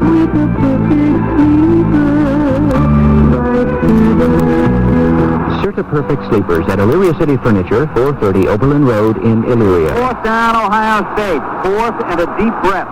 That's all they need. A full house backfield at the 35-yard line of Penn State. Rod Gerald in his call. He gives it to Johnson. He's got it. I think. He was pushed back, but his forward progress took him to the 34. Chuck Benjamin cracked him hard there, and so did Tony Petruccio. But it is a first down. The forward progress to the 34. So Pete Johnson pulls it out on the 14th play of this drive, which started back at the 20-yard line. And they have had the ball all the way in this third quarter, and we now have 8:48 to play in this period. Pete Johnson has carried the ball 12 times for about 45 yards unofficially. So Pete's starting to get his act together. Johnson and Logan are set in behind the quarterback, Gerald. Again, it is Harold out wide on the right. Gerald handing off and running with the ball. Pete Johnson over right tackle. Tom DePasso takes him down. He went from the 34, 2 yards, to the 32-yard line. It is second down and 8 yards to go for Ohio State. And they are just relentlessly driving forward now. And they are going with a bigger offensive line than the up front four of Penn State, although, of course, Penn State is, as usual, a smart, tough football team, as Woody Hayes would be happy to tell you. Second down, 8 at the 32-yard line. Gerald keeping the ball and going over right tackle on the option play. And into the 29-yard line, Ron Crosby makes the tackle at the 29, so the gain is 3, and that makes it third down, 5 yards to go for the Buckeyes. 5 at the Penn State 29-yard line. Rod Gerald huddling his team. Harold comes out to the left this time. A little different look. Gerald in his count. Gerald keeps it. Looks to Watkins and is hit himself by Alleman. And he only got about a yard. He went to the 28, so it's going to be 4th and 4, and Tom Splivany is going in to kick. They will call on Splivany now to see if he can put one through. He will be trying from the 35. Logan will hold. A 45-yard kick by Splivany coming up here. The ball is put down. Splivany boots it. It is very short. It bounces on the 1 and then rolls to the end zone. So Ohio State gives up the football with 6:37 to play in the third quarter. The score is 6-0. Buckeyes will continue in 30 seconds. Julian W. Perkins Incorporated, your Union 76 jobber at 40657 Butternut Ridge Road, east of routes 10 and 301 Elyria, is offering big buys on all the famous Union 76 brand farm products during their off-season barn bust and bulk buying days. Great savings on farm products like Union Heavy Duty and Gardol motor oils, Unova EP grease, and a host of other high-quality Union products. Call or visit Julian W. Perkins Incorporated, 40657 Butternut Ridge Road, Elyria. For the first time in the second half, Penn State will have the ball, and they will line up like this. Keith Dorney is at center. Tony Williott from Youngstown, Ohio, his brother, played for Ohio State last year, and he is here watching him today, is at one of the guards, Ron Argenta the other. The tackles are Eric Cunningham, who is from Akron, Ohio, and George Greener. The split end, well, they've been alternating, and they have in there, at the moment, Tim Donovan. Mickey Schuler is the tight end. John Andrus playing at quarterback.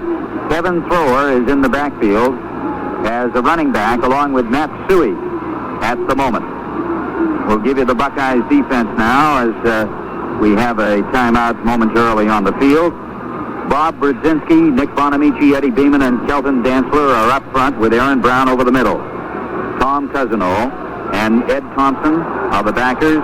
Mills, Allegro, Griffin, Ray, and Bruce Rule are the deep men. Make that Tom Roach. No, it is Mills playing on the left corner. Andrews back to throw. And firing long downfield, and it is incomplete, intended for Jimmy Cephalo. So after the Buckeyes had just been slamming away, getting the short yardage on the very first play, Penn State throws long, and Joe Allegro was back there on the coverage on Jimmy Cephalo.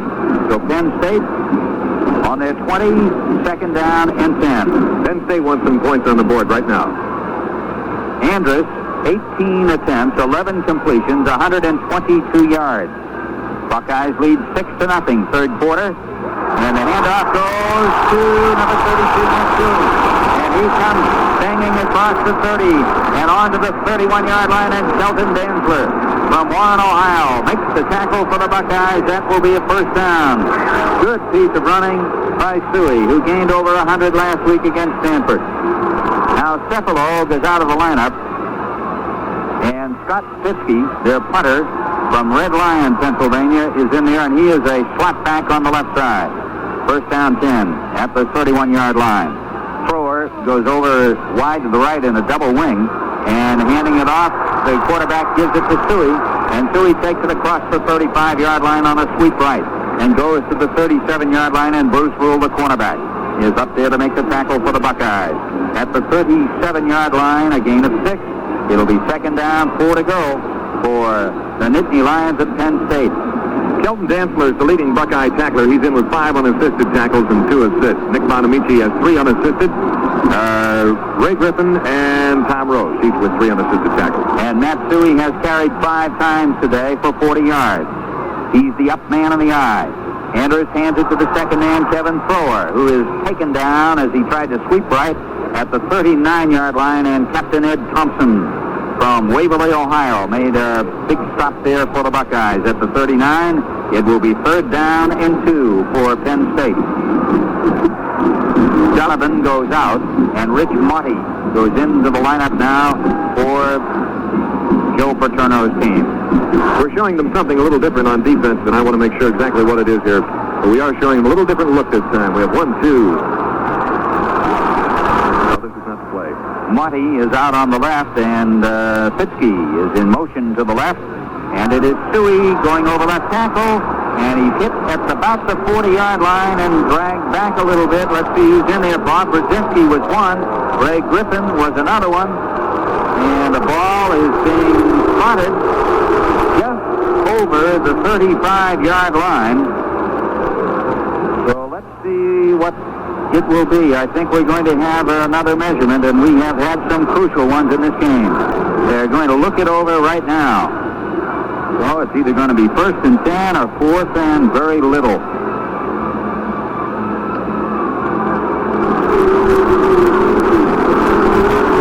Well, it is very little, but it's enough so that they will want to punt the ball. Fitzke will be doing the punting. 4th down and 1 at the 35. He has punted twice, 42 and 37 yards, an average of 40. Ray Griffin is standing back in the safety spot at the 25-yard line on the right of your radio. Fitzke is standing at his 27. The snap back. He boots it very, very high. Great kick. Superb kick.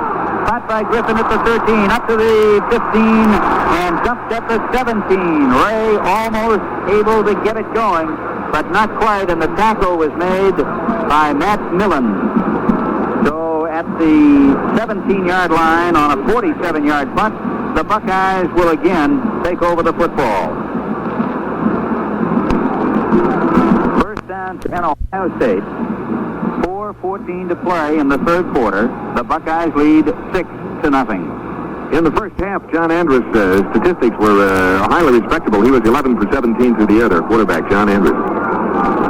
He also had loads of time to get rid of that football, and he got some good receiving out there, too. Right now, while we have a break here, let's say hello down the line to all the folks listening in Wilmington on WKFI, and over in Zanesville on WHIZ. Good to have you folks with us this afternoon, all the Royal Buckeye fans out there. And quite a game we're watching here this afternoon. The Buckeyes had started to get into action, but time is still out.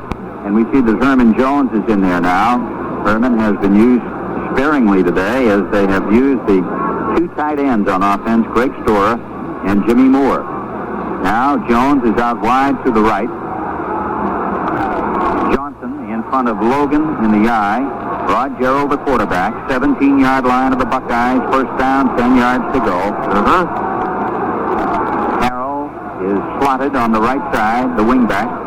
And running with the ball is Logan, and he is up across the 20 to the 21, driving straight on.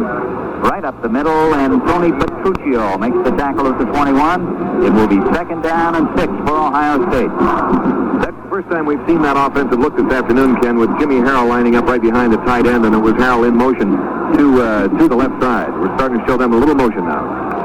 Again, Herman Jones is split right off of Lou Petrini. Logan is 13 for 99. This is Gerald keeping the ball up across the 25 to the 30 and on to the 31, maybe 32-yard line before Tom DePasso is able to make the tackle on the play for Penn State. A 12-yard pickup on the play. The ball at the 31-yard line. It is first and 10 for the Buckeyes. Gerald on that option. Looking good coming over the left side. Again, he sends Jones out wide right. And Harrell is slotted now back of Petrini on the right side. And it is Logan carrying over right tackle on to the 35-yard line from the 31. And Ron Crosby takes him down at that spot. A gain of 4 again. And it will be second down and 6 yards to go. 3 minutes and 4 seconds left to play in the third quarter. Ohio State 6 and Penn State nothing. Rod Gerald scored in the second quarter after Penn State had dominated in the first period. Again, Herman Jones is out wide to the right. Second and 6. I formation. Rod Gerald in his count. Quarterback to Logan over left tackle. And Jeff cutting back to the inside across the 40. And takes it to the 42-yard line. A gain of 7 yards by Jeff Logan. Ron Hostetler making the tackle. And that will be a first down. And that is number 12 according to our unofficial figures for the Buckeyes, who have simply kept that football here in this third quarter. They had it for 17 plays, then it was 6 for Penn State, and now it is 5 more. 22 plays to 6 for Ohio State. And it is now at the 42-yard line in their territory. First down and 10 yards to go for the Buckeyes. Again, the I, and it is Logan, and he is going to be hit hard and still manages to fight forward and get one. Kurt Alleman, a splendid football player and linebacker who seems to be always around the football, in there on the tackle, but even with that, Jeff Logan managed to spin out for a yard. It'll be second down 9 at the 43-yard line of Ohio State. And that clock keeps on ticking away. Buckeyes out in front, 6-0. On a Rod Gerald touchdown in the second quarter. Jones again, split right. Harrell, the wing back to the right. And it is Gerald keeping the ball up to the 45 across the 50 into Penn State territory to their 48-yard line. And it is Bill Banks who finds him there at the 48-yard line. Nice faking by Rod Gerald. I thought Logan had it for a moment. And he brought it on over into Penn State territory. And Bill Lucan, Buckeye captain, Kurt Alleman, come over as the chains are on the far side of the field, and we'll have another look. Kurt Alleman's dad, Ken, played his college ball at Miami of Ohio 2 years ago. Well, this fellow, they had touted Bob as a bona fide All-American possibility, and he has certainly shown those attributes today. He has played fine football for Joe Paterno's club. He's 6'3", 220 pounds, and that's an outstanding size for a linebacker. He's got that speed. He's a high-caliber youngster. He's, just what else can you say about him? He's the kind of guy that Woody would like to recruit. Joe Paterno recruits him. And that, with a high-type young man like that, it enables you to do so many more things defensively and or offensively. Because you get a kid that has that intelligence, you can do so many more things with him. Well, the Buckeyes got the first down at the 48-yard line of Penn State. It is first down and 10 after the measurement. Again, it is Jones wide to the right. They have Bill Crummey out there, single coverage on him, but ready to be helped. It is Logan running left and coming wide, and he is going to be filled for a loss. Back at the 49-yard line, coming on the short side to the left, and Ron Hostetler makes the tackle for Penn State at the 49-yard line, and it will be 2nd down and 11 to go for Ohio State. And the clock now says 1 minute and 17 seconds left in the 3rd period, with the Buckeyes out in front 6-0. Up over the ball, Ron Ayers, the 6'4", 234-pound senior center from Columbus. 2nd down, 11 Buckeyes. Into the eye, Gerald goes back to throw. Gets some time and looks. Guns it downfield and hits Jimmy Howell at the 38-yard line. He is taken down right away by Kurt Alleman. The gain was 11. They needed 11, but it may take a measurement. We'll see. Alleman making the tackle immediately at the 38-yard line. And again, we are looking to the sidelines. We've had a load of measurements today, and once more the chain gang is coming in as Alleman and Lukens watch. That's Rod Gerald's first completion of the year, I might add, because he didn't throw it all last week. Or he threw one, and this is... No, hang on. He didn't throw it all last week, did he? No, he did not. Logan hit one. And, in fact, that would be his first career completion, I believe, wouldn't it? I don't think he had one last year. No, he had a few completions last year, Rod Gerald, I'm sure. Presenta had the completion last week, and Jeff Logan had the other completion. Right. So there are only 2 passes last year. Okay, now we have 3rd down, and inches to go for the 1st down. They've got the 2 tight ends in again, and they go again to the full house backfield. 3 men in behind Rod Gerald. And it is Johnson, and he submarines to the 35-yard line, just bucking the line between left guard and left tackle. Bill Banks stacks him at the spot at the 35, but he made the 1st down. 1st and 10, Buckeyes at the Penn State 35-yard line.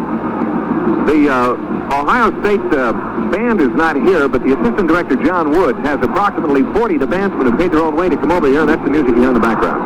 At the 35, it is 1st and 10 with 35 seconds left to play in this 3rd period. And now a whistle blows, and the officials apparently are calling a timeout here for the moment. It looks like an illegal procedure call on Ohio State, and it is, and it's going to move the ball back to the 40. So it'll be 1st down and 15. Now, they had the ball on the first drive of this quarter for 17 plays. They gave it up for 6.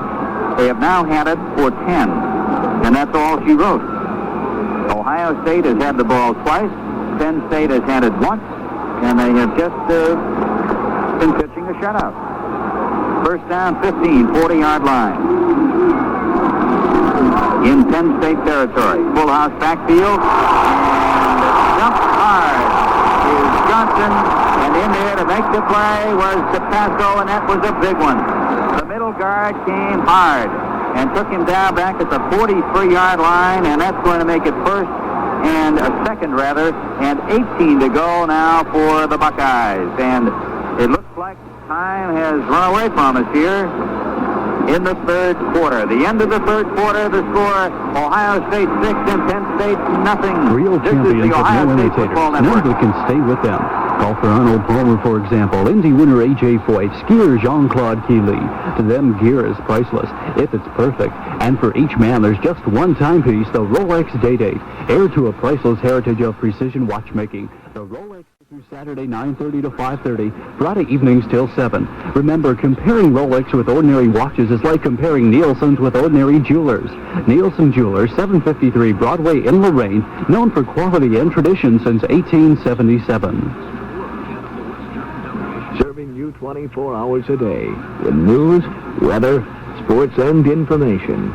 This is Radio 93, WEOL, Elyria. 4th quarter, and the Buckeyes are leading Penn State 6-0. This quarter is being brought to you by Capital Financial Services. Call your nearest Capital Financial Services office to find out more about getting your loan application started immediately. The Buckeyes have the ball right now on the 44-yard line. 43-yard line. We're just about ready to go. The officials are still talking to some of the Buckeyes down on the field, trying to get a few things squared away. And we're just about ready to go with fourth quarter action. Let's bring in the voice of the Buckeyes, Ken Coleman. Thank you, Bob Connors. It is second down and 18 yards to go after the penalty and then the loss. So Ohio State now may have to loosen things up a little. They have Herman Jones has the split left end, and slotted inside him is Jimmy Harrell, as Johnson and Logan are back of Gerald. A lot different than last week when we saw an awful lot of people in there against Michigan State. This has been a cliffhanger. It is 6-0 Buckeyes as we start the fourth period of play. Second down, 18 at the 43-yard line of the Nittany Lions. Gerald back to throw. And he fires down on the right side, and it is incomplete for his tight end, Jimmy Moore, the big 6'5", 258-pound sophomore. And Neil Hutton, a lot smaller, only 175 pounds, back on the coverage, and good tough coverage it was. The Buckeyes along the bench there hollering pass interference. They both went for the ball at the same time. So again, if the official's right on the spot, it's their word. Third and 18 at the 43-yard line of Penn State. So this is a key play right now. Carroll goes wide left. Jones is split right off Petrini, about 12 yards. Gerald goes back to throw. Broad looking. He starts to run. He is hit. He's still on his feet. And at the 45-yard line, he falls down.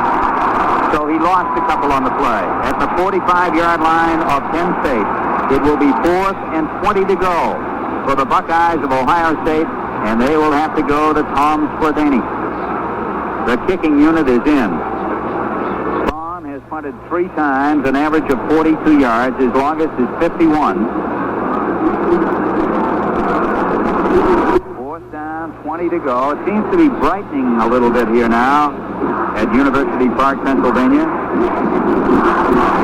Spladany is standing at his 41-yard line. Neil Hutton is back deep, the only one back. And there's a flag down on the play as he tried to angle for the Coffin corner, the ball going out of bounds on the kick, which was not very long, but let's see what the call is going to be. The legal procedure is the call. It is on Penn State. So that will give the Buckeyes 5 yards and bring it into the 40. Now Spladany is coming to the sideline for the moment. And they're sending another unit on. I think Spladany's going to try the field goal now. He's got that 5 yards. Now let's see what's going to happen here. I think they're going to have to call, for one thing, a timeout to get this thing squared away. Logan is in there, and he is the holder for Spladany. And timeout is called by Ohio State. The score 6-0 Buckeyes. Action will continue after this from Capital Financial Services. Ever have the feeling that if you could just get out ahead of your bills, you could stay ahead of them? Maybe you can do it with help from Capital. That's what we're here for, to help see you through. So give us a call or stop in. We'll take it from there. When you need capital, you need Capital. Check the white pages of your phone book for the nearest office of Capital Financial Services. At the 40-yard line of Penn State, with a 4th and 15, Tom Spladany will be trying a field goal, and he has the wind at his back. Of course, remember that Jeff Logan is the holder. There is always the possibility that Logan might want to run with it, but it appears to be the kicking situation. The score the way it is at 6-0 Buckeyes. Spladany has a good wind at his back. The other field goal attempt was tipped and fell short, so we'll see what he comes up with here. Well, he's trying from the 47, so it's a 57-yard effort. Logan holding at the 47-yard line of Penn State. Puts it down. Spladany kicks it, and it is wide to the left, and it is being run out. And slipping and falling at the 4-yard line was Neil Hutton. And he was about 6 yards back in his end zone and decided to come out with a field goal try that was short, and he slipped and fell at his own 4, so Penn State has to work out of a deep hole. It could have been at the 20 had he just set the ball down. So the ball, as they spotted, is at the 3. First down and 10 for Penn State. Fourth quarter, 6-0 Buckeyes. We're just about a minute in. They come out into the tee. John Andrews has gone all the way at quarterback. He has Cephalo in motion to his right. He gives it to Suey. Driving over the left side, he gets to the 5-yard line, and that's all. Up there to make the tackle, the first man, Leonard Mills, and then Brodzinski and Bonamici put the finishing touches on at the 5, a gain of 2. It is second down and 8, but Mills did a fine job there. Penn State has 23 total yards, all in the third quarter. That's all they got in the third quarter of play. They only had it for 6 plays. The Buckeye defense, the pursuit on that was a little quicker, a little more alive. It looks like they're starting to come around a little bit, make some more of those skull-cracking tackles here. Second down 8 at the 5-yard line. They go to a double wing formation, and rolling right in a moving pocket is Andrus, and he fires the ball upfield and over the head of Rich Monty, the intended receiver, and they had double coverage out there. Joe Allegro was out in the zone, and helping him was Mills. Leonard Mills also out there on the coverage. So it is third down and 8 for Penn State. Nick Bonamici just said a very kind hello to the quarterback, John Andrus. As Andrus released the ball, Nick caught him with a forearm right in the face guard. So now we have a third and 8 at the 5-yard line, and Tom Donovan goes out wide on the right. Cephalo is to the left. Andrus takes it. He's back in his end zone to throw it, and he guns it up on the right side, and it is incomplete. It was either for Donovan or Kevin Thrower. He threw it between the two of them, and it will be 4th and 8, and that move by Neil Hutton sure proved to be costly, trying to run that field goal attempt out. 13:07 left to play in the fourth quarter, and a punting situation, and Scott Fiske is just about out of real estate. He is way back deep in the end zone. He's punted 3 times for an average of 42 yards. Griffin is standing at the Penn State 40. The kick comes upfield, and Ray Griffin fair catches at the 35-yard line of Penn State. So the Buckeyes go to the offense on a 30-yard kick. They will take it at the 35-yard line of the Nittany Lions. 1st and 10. Ohio State leading here 6-0. All right, it's the fourth quarter. We have about 15 minutes to go. The Buckeyes are in good field position. Ken, now would be a good time to get up and put some points on the board, because we only have 6 and Penn State has zip. Penn State is a second-half ball club. You get a little jerky. They've got the 2 tight ends, Moore and Stora, in the lineup, and Harrell is out wide left. Logan and Johnson have gone all the way as the running backs. Gerald on the option keeps it. Goes over left tackle, cuts inside to the 30-yard line. A pickup of 5 and hit down hard by Tom DePasso. And helping DePasso on the play was Tony Petruccio. And it's a gain of 5 at the 30. Second down 5 for Ohio State. Nothing Woody Hayes would like better right now than to just use up some time and grind out those 30 yards. Of course, we have 12 and a half minutes left to play in this fourth quarter. They come into the full house tee. Harrell and Logan with Johnson, and it is Joe keeping. He flips it back to Logan. Logan to the 25. Logan out of bounds. Let's see where they spotted. It looks like he's in around the 18-yard line. And Ron Crosby, the defensive right end, made the stop at the 18, and that will be first down on a pickup of 12. 1st and 10 for Ohio State. That looks a little more like the Buckeyes getting a little offense generated here. Good timing on the pitch out around to the right side. Rod Gerald to Jeff Logan. This quarter is being brought to you by Capital Financial Services. Call your nearest Capital Financial Services office and find out more about getting your loan application started immediately. The score is Ohio State 6, Penn State nothing. Action will continue after this from Capital Financial Services. You should know how much money you can borrow at Capital. $3,000, $5,000, $10,000, up to $25,000. If you'd like to borrow a lot of money, come to Capital. We can lend you a lot of money. So call Capital because we're here. Check the white pages of your phone book for the nearest office of Capital Financial Services.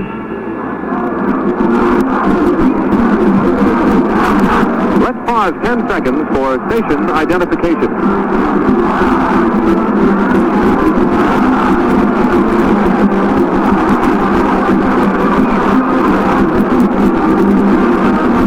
12 minutes and 13 seconds left to go in the fourth period here at University Park, Beaver Stadium, where Ohio State leads Penn State 6-0. The Buckeyes are on the 17-yard line with more play-by-play. Here's Ken. First down and 10 for Ohio State. They have the full house backfield again, and as they were just about to put the play in action, again, time called by the officials. So the Buckeyes go back into their huddle. It has been the iron all the way, the first team in there. Not that they don't have a lot of iron on the bench, but it's been the big guys today. Gerald keeping the ball. No, he didn't. He handed it off, and driving over the left side of the line was Pete Johnson. And the big guy takes it inside to about the 9-yard line, just inside the 10. Johnson taken down by safety man Gary Peter Kuski. And the ball just inside the 10-yard line, where it will be second down and 3 yards to go. Great faking on that play by Gerald. He looked like he kept the ball, but Johnson barreled in between left guard and left tackle. Now, he gives it again, and it's Johnson once more, and he powers his way in about a yard to the 8-yard line, where it's going to be third down 2. Third and 2 at the 8 for the Buckeyes of Ohio State. One of the questions we want to ask Ralph Staub, the offensive coordinator, on our post-game show today, Ken, is why they didn't use Pete Johnson in the first quarter. They just didn't use him at all. Ralph's going to, I'm sure, have some interesting answers to that. Our post-game show guest will be Ralph Staub and Alex Gibbs. Okay, third down and 2. It's a long 2. It's almost at the 9. As Rod Gerald has the full house backfield behind him again. Once more to Pete Johnson. And Kurt Alleman is the man right there to take him down at the 8. So now, the Buckeyes with a fourth down. And still about 2 to go for the first down. Bob Hyatt is going into the lineup. And going out is Harrell. 6-0 Ohio State. And by golly, they're going for it. They are going to go after it at the 8-yard line. Fourth down 2. Listen to this crowd. Rod Gerald and Pete Johnson are holding their hands up at the crowd to quiet down. Well, I can't hear the signals at the moment. Now Rod gets in behind Ron Ayers again. And we'll be ready to go here. 6-0 Buckeyes, and they're going right after it. Here it goes, and it is Gerald going wide left and flipping back to Hyatt. He scores! Bob Hyatt goes around left in on the option from Gerald and scores the touchdown. And it is 12-0 Ohio State on a play, I'd have to say, Bob Connors, that had it not worked, a lot of people would have talked about for maybe a long time. Well, first of all, it's the fourth down, and nobody wants to come away from the well without a drink. So when you're down that close, you got to put something on the board. They elected to go for at least the first down and the 6 points possibly. Instead of handing it to Pete Johnson, it was Gerald on the keeper. Excellent timing. They only had one man to beat around the left side. He pitched out at the right time, and there's 6 points. Well, that's real gambling because they went before for the field goal. Now they're trying for the 2 extra points. Gerald is rolling right. He's looking to throw. He keeps the ball, and he's stilled at the 3. He slipped and fell at the 3. The score is 12-0 Ohio State, and action will continue after this from Capital Financial Services. We've all learned that as the kids go back to the books, the bills start coming in. Capital understands, and Capital has money to help. So as the kids return to class, you should turn to Capital. All it takes is a phone call to get things started. So call Capital, because we're here to see you through. Check the white pages of your phone book for the nearest office of Capital Financial Services. Back here in University Park, Pennsylvania, Tom Skladany is ready to do the kicking off for the Buckeyes of Ohio State. They're out in front 12-0. Back deep, Tom Donovan, Scott Sitzke, and Rich Monty for Joe Paterno's Penn State team. 10 minutes and 12 seconds left to play in this game. I might mention, Ken, The Buckeye charter tells us now that they will arrive in Columbus at 8:40, the time that they were scheduled to arrive. There's been a lot of ifs for the pilot types who are listening today. They are on ultra IFR around here, and throughout the day they haven't been able to either get in or get out. If they could get in, they couldn't get out. But the Buckeyes are now. The weather's clearing. They will arrive home at 8:40 tonight. Okay, Bob, and now Skladany getting ready to do the kicking here. That touchdown taking some of the pressure off. As we mentioned, a very interesting call and a gambling kind of call, because they had tried that 57-yard field goal, which was short, and Hutton ran it back out and put Penn State in tough position as far as field position was concerned. Then Ohio State, when they might have had a sure three, you've got to count on that with Skladany from there, they went for 6 and they got them. So they lead 12-0. And Tom Skladany puts the foot into the ball, and it goes 8 yards back in. And they're coming out with it. It is Scott Fitzke across the 10, and he is out of bounds at the 12. And that is the second time that it's cost them. He cost them 15 before, it cost them 8 this time. Paul Ross was there to make the tackle for Ohio State. This quarter being brought to you by Capital Financial Services. Check the white pages of your phone book for the office nearest you. At the 13-yard line of Penn State, Joe Paterno's club, first down and 10 yards to go. Donovan is out wide on the right. Cephalo is slotted inside of him. Rich Milet is in the backfield now. And running with the ball is Matsui over left tackle to the 30 and on close to the 35-yard line. And Eddie Thompson, the captain on defense for the Buckeyes, is there to make the tackle on the play. The ball is being put down up at the 25-yard line, a 12-yard pickup. And it is first down and 10 to go for Penn State. Buckeye fans have no idea how close Matsui came to wearing scarlet and gray instead of blue and white. Quite a football player, and from quite a football family, including his dad and his 2 brothers on this squad. Andrews back to throw. He fires on the right side and hits. Making a catch over there is Jimmy Cephalo. Took it at the 40 and knocked out of bounds at the 42-yard line. Joe Allegro and Leonard Mills out there. This game is 18, so they're biting off big chunks right now as Penn State still has plenty of time here. It's at the 43-yard line of the Buckeyes, of the Nittany Lions, rather. First and 10. They did not cross into Buckeye territory. Again, Andrews back to throw. He's had the time today, and he's got it now. Throws way downfield for Donovan.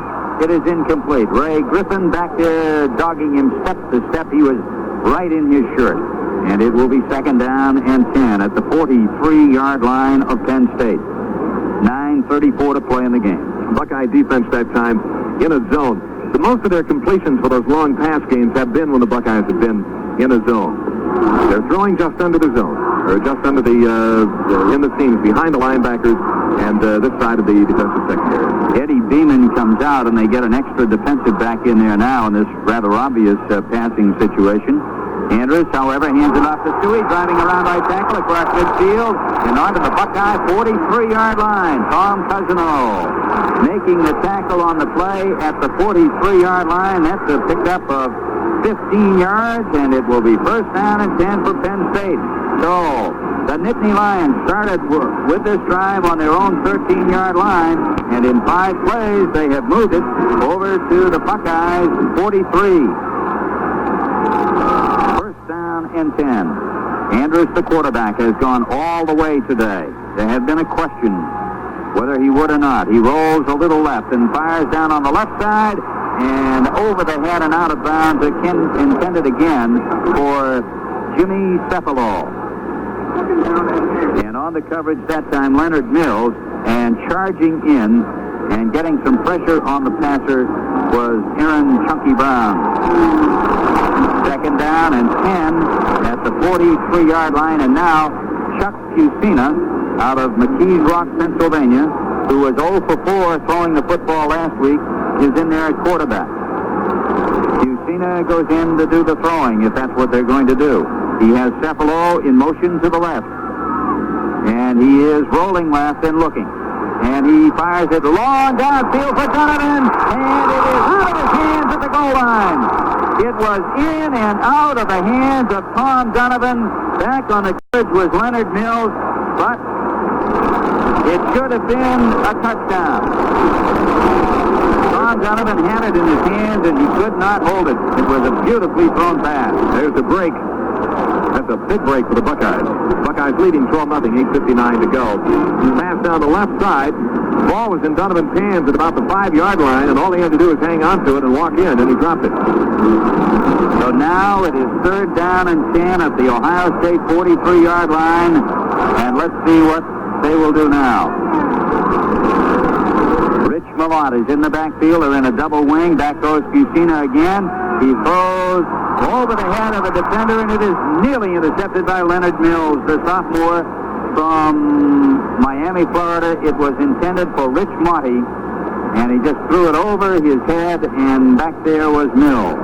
So now it is 4th and 10 at the Ohio State 43-yard line. Buckeyes lead 12-0. 8:54 left to play in the game. 3 receivers for Penn State out the last 2 plays. They're sending 3 wide men. Now Fusina goes out. Andrus is in, and it looks like they're going to try to do something here.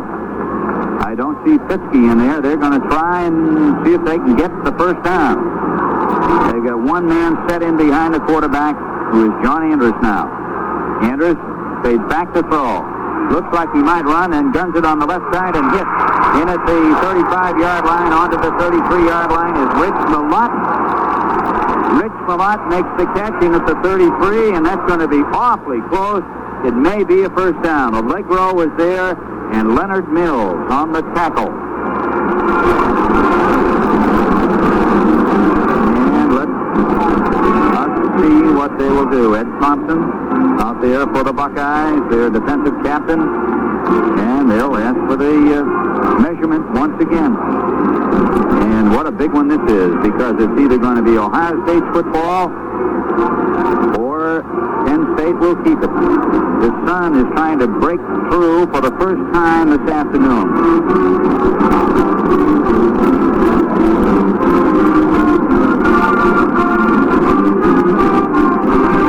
Now they're checking. They have to come all the way across the field. First down. So it's at the 33-yard line. Penn State started it back on their 13. They've had it for 9 plays. That is their 15th first down. And the Nittany Lions are in there battling the Buckeyes all the way here today. 12-0. Ohio State in front. Cephalo going wide right in the I formation. Andrus at quarterback. And both sides started moving, and the officials send the flags down, and we'll see who started what. Nick Bonamici anxious to get across the line and just give somebody a little pop, just to let them know, just to make contact. On Ohio State. 5 yards, illegal encroachment, and it will go from the 33 into the 28, and it will be first down and 5, and you can tell there are a lot of Buckeye fans here. They did not care for that call. First and 5 at the 28-yard line of Ohio State. Donovan comes out wide left, and on the right is Cephalo. Keith Dorney is over the ball at center. Ohio State has been penalized 69 yards today. Andrus, the quarterback, giving it off and running with the ball, and coming over the left side is Rich Malott, and he's inside the 20 and spins on down to the 17-yard line before Tom Cousino is there to make the tackle on the play. A 17-yard pickup on the play. Things are starting to heat up a little bit, Ken. Oh, indeed. At the 16-yard line, it is first down and 10 yards to go. Again, Cephalo goes on the right, and Monty is out to the left. I formation. Andrus on the draw, gives it off to Suey, and Brodzinski makes a very big play. Bob Brodzinski, the senior, 6'4", 224 out of Fremont, Ohio, with a very big stop back at the 18-yard line. So there's a loss of 2. It will be second down and 12 yards to go. Buckeyes lead 12-0. 8 minutes, 25 seconds left to play in the game. Donovan goes to the right. And on the left side, Jimmy Cephalo. Andrus goes back to throw. Hard rush by Dancer. Screens it. And taking the ball, Malott. Malott is inside the 15. And on to the 10, maybe to the 9, and Bruce Rule makes the tackle on the play. Spotted at the 11-yard line. So it'll be third down 5. This quarter is being brought to you by Capital Financial Services. Call your nearest Capital Financial Services office to find out more about getting your loan application started immediately. It is third down 5 at the 11-yard line of the Buckeyes. Andrus, the quarterback, brings his team out. Into the tee. Andrus back to pass. Looking, runs it up the middle, and it is caught at the 3-yard line. Making the catch is Rich Monty. Down at the 3. And it will be first down and goal to go for Penn State. Bruce Rule made the tackle for Ohio State, and the Nittany Lion fans are really going now. They started back on the 13-yard line, and they have moved it to the 3 of Ohio State. Lehman is getting in there. They've got a goal line defense in. First and goal at the 3. And now the officials here, for the moment at least, are calling for time. And now the clock starts again, and they're ready. Cephalo is in motion to the right. And this is a drive over the right side by Malott. And he is into about the 2-yard line, maybe the 1. He's only a sophomore, 205 pounds. And the tackle was made by Rule along with Byron Cato. The ball is at the 1, and it is second down and goal. 7 minutes showing on the clock. Buckeyes lead 12-0 over Penn State. Second and 1 as they come out. Andrus, the quarterback. And the Buckeyes just piled in tight. Everybody up there on that line, and it is Suey trying the right side. He doesn't get anything. He lost a little. Kelton Dantzler from Warren, Ohio, making the tackle. Back at the 2, it will be third down. And goal to go for Penn State. They have had the ball a long time on this drive here in the fourth quarter, just as the Buckeyes controlled most of the third period of play. 16 plays consumed on this drive, and a lot of time. Andrus, the quarterback, again takes them out. In the tee. Long count. Andrus hands off. Suey drives in. Touchdown. The freshman, Matt Suey, 5'11", 209 pounds, goes in for the score, and it is 12-6. Ohio State in front, and the clock shows exactly 6 minutes left to play as Matt Barr is going in to try for the point after touchdown with Tom Donovan holding at the 10.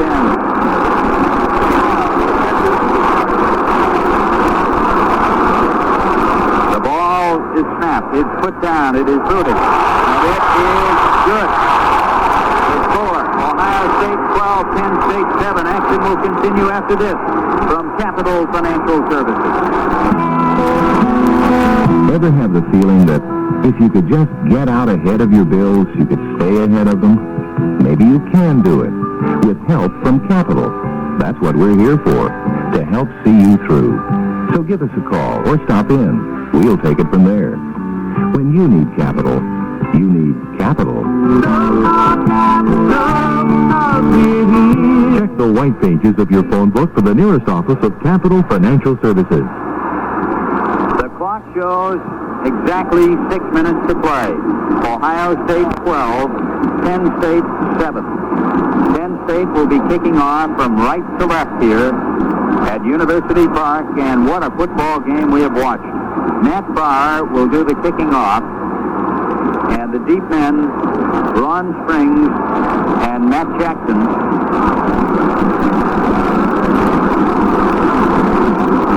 for Ohio State. They had been using Jeff Logan now they are not. And, of course, there's the chance here, and the Buckeyes are looking for it, of the onside kick. They got the people up front. They have they've got 9 men spaced just on their side of the 50-yard line, 5 up front and 4 behind them. They are anticipating the possibility of the onside kick. Matt Barr comes down, and he kicked it long. And Ron Springs takes it a yard back in the end zone. Comes to the 5, to the 10, to the 15, and out to the 19-yard line, taken down.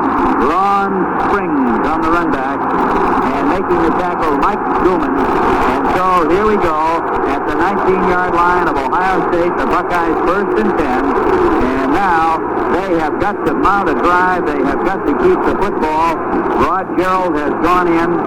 We see that Herman Jones is on the sideline, so they've got the 2 tight ends in there, and it looks like they're going to just try to slam away here as they did so well in the third quarter.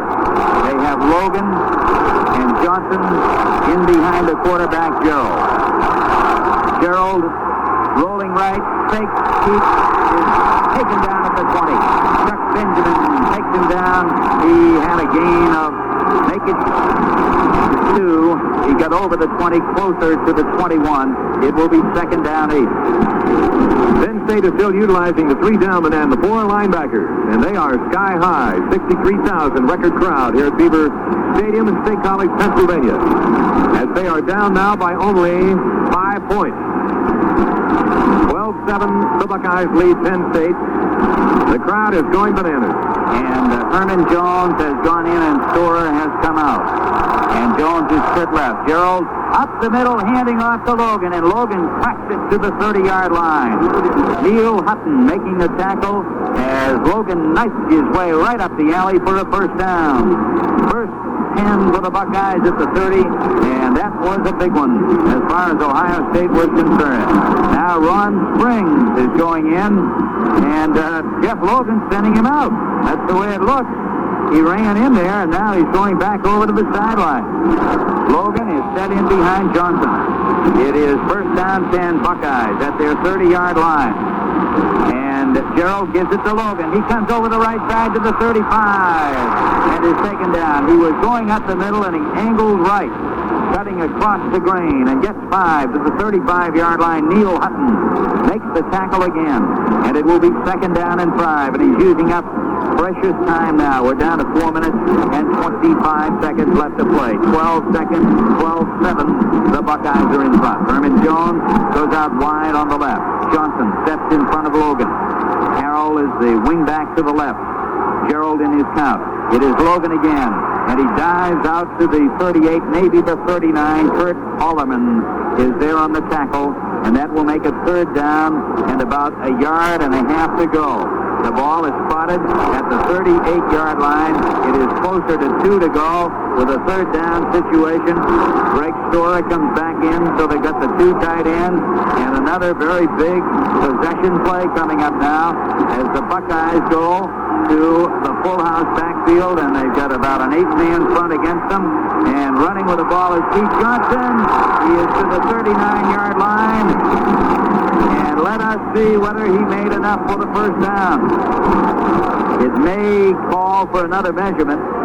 The end, one of the linebackers, Bill Banks, the defensive left end, are in on the tackle. Rod Gerald is watching this closely, so is Bill Lukens. Gerald now looking over toward Woody Hayes and the coaching staff on the sideline. And again, we have a measurement. Boy, that crew has had a workout this afternoon. The clock says 3:32 left. The Buckeyes are in front of Penn State. It is 12-7. We're going to know in a second here. Yes, we are.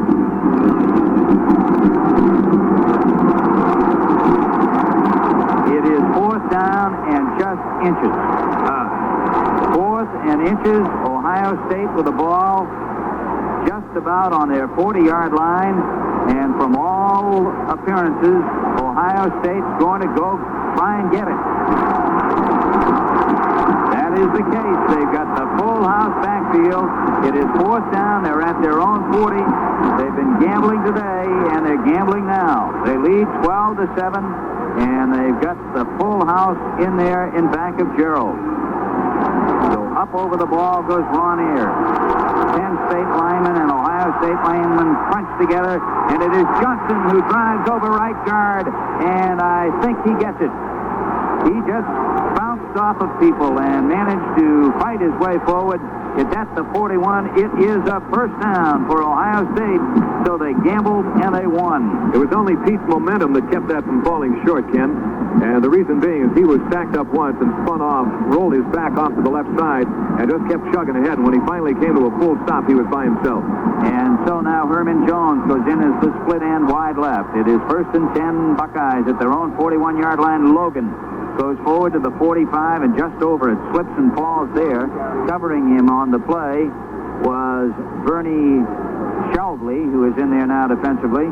The ball at the 45, a gain is 4. It'll be 2nd down and 6. The clock says 2:47, and it's moving. 12-7, Ohio State out in front. Again, Jones to the left. Johnson is in front of Logan. Gerald gives it to Logan over the right side to the 50, the 45, and Jeff Logan goes to the 41-yard line of Penn State. Another big play. Turned out by the junior from North Canton, Ohio. He gained 14 yards on that play to the 42-yard line of Penn State, first down. The quarter being brought to you by Capital Financial Services. Check the white pages of your phone book for the office nearest you. The Buckeyes seem to be playing a little more heads-up ball now. First down, 10 at the 42-yard line. 2:15 left on the clock. They're in Penn State territory. It is Logan again from the 42. He knifes inside the 40 and is down at the 39-yard line. Tom DePasso and Tony Petruccio in on the tackle, and it looks like a timeout here for Penn State.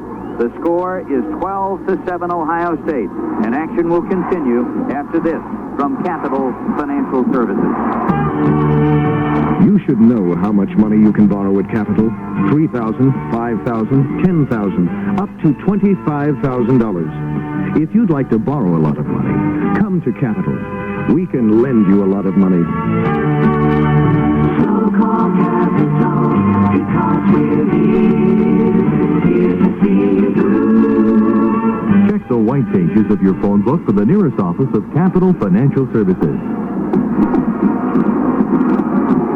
2 minutes and 4 seconds to go. Ohio State leading Penn State 12-7. The Buckeyes 2nd and 7 on their own 39-yard line. Jeff Logan with another outstanding afternoon. 161 yards in 24 attempts. On this past drive, it was Logan who just about kept the, or who has kept the Bucks alive. The Bucks have had a kind of a spotty afternoon, and we're still not sure whether it's the Bucks with a slow day or with Penn State taking everything away.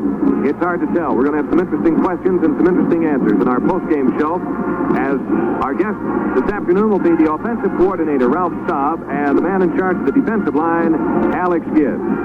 So as we say, with 2 minutes and 4 seconds to go, Ohio State leading Penn State 12-7. Here's Ken. At the 39-yard line of Penn State, it is 2nd down and 7. Full house backfield for the Buckeyes.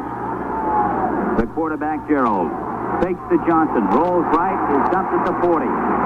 And once again, in there on the tackle, Bernie Shelvey, who has come into the game as a linebacker now. And it's at the 40, a loss of 1. It'll be 3rd down, 8 yards to go for Ohio State. And again, Penn State calls timeout. They're trying to save the time. Meantime, the Buckeyes keep the ball on the ground. Gerald a little bit over to the right side, picks up a few yards, picks up 2 on the last play. And, of course, if they don't get a first down here, they're still in excellent field goal position. The winds have died down considerably and gives Tom Skladany a good shot at it. So we have a 3rd and 8, and we'd like to remind you that Ohio State will be home next week and the week after. And, Bob, all they have is just simply Missouri and UCLA. Wow. Mizzou will be in next week, and they'll be snorting. And, of course, the big game with UCLA, which you don't have to say a word about that game at all. Some scores I do have I want to pass along here. One final, it was Michigan over Stanford 51-0. Maryland beat West Virginia 24-3, and North Carolina over Northwestern 12-0. Now, 3rd and 8 at the 40. Jones goes out wide on the left. It's the I with Johnson in front of Logan. The wing back to the left is Harrell. And it is Logan, and he is back at the 40, right at the line of scrimmage. So it will be 4th down, 8 to go for the Buckeyes at the Penn State 40-yard line. And again, Penn State calls timeout. This will be their 3rd timeout, I believe, and that will be all they'll have. Some more scores of other games. Michigan State beat Wyoming 21-10. Minnesota over Washington State 25-8. They're in the third quarter. Nebraska's hanging one on Indiana 38-7 in the third quarter. Colorado's blanking Washington 14-zip as they play now in the second period. Wisconsin over North Dakota 38-3 in the third period. Oklahoma's leading California 21-7 in the third quarter. And I guess that's about all the scores I have as of the moment. Time is just about in here, Ken. And a minute 50, the Buckeyes are chewing up the clock. And they have Skladany ready to punt. And now we're getting Peter Kuski going back deep. And he's back there by himself at the moment. 42-yard average on 3 punts by Tom. And he's angling this for the sideline. Hits on the 10. It rolls along. And it is into the end zone. And it will come to the 20. So Penn State now, with a minute 41 to play, will have it on their 20. 1st and 10, they're trailing 12-7. Let's pause 10 seconds for station identification. You're listening to WEOL Elyria Radio 93. Okay, here we are. And you know, with a minute 41 seconds left to play, that they're going to put that ball in the air. John Andrus is the quarterback. At the 20, it is 1st down and 10. Andrus moves back to throw. Fires on the left side, and it is incomplete. Up at the 40-yard line for Rich Motti. And it will be 2nd down 10 at the 20-yard line. Bruce Rule, who made a very key play earlier for the Buckeyes defensively, in on that stop. Ray Griffin has made one. They have had a bunch of them out here today. Last week when we had Dick Walker on our post-game show, we were talking about some of the long passes they had completed and some of the changes he was going to make. We'll talk about that in just a second. 2nd down 10 at the 20-yard line of Penn State. Again, Andrus goes back to throw, has the time, and releases to the left side, and it's Malott who takes it from the 27 across to the 33. Aaron Brown makes the tackle. They get the 1st down at the 33-yard line, 1st and 10 on a pickup of 13 yards. Now the clock starts to move again, and Andrus rolls left looking. Now he's going to run it, and he brings it up across to the 40-yard line, and wisely, to stop the clock, he stepped out of bounds. The nearest man to him was Shelton Dantzler, but he got out of there himself, so he took it to the 40. He gained 7. It is 2nd down 3. The Buckeye defense and the adjustments they made from last week's game against Michigan State was that Dick Walker told me they were probably going to allow them to do a few things short, but give them nothing long, and they've had nothing long today. All the completions they've had have been in front of their secondary. Marty comes in. Donovan goes out. Cefalo is wide to the right. Marty on the left side. And Andrus goes back again to throw. And he fires it downfield.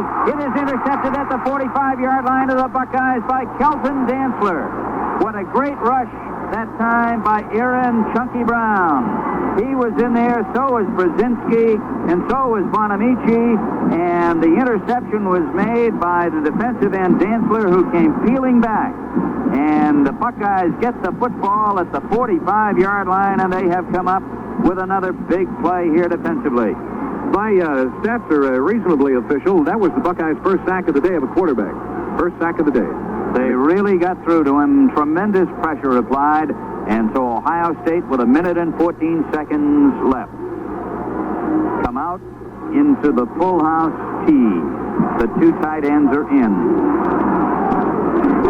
Rod Gerald, who has gone all the way at quarterback, sits on the football at the 45-yard line. There's a penalty marker down.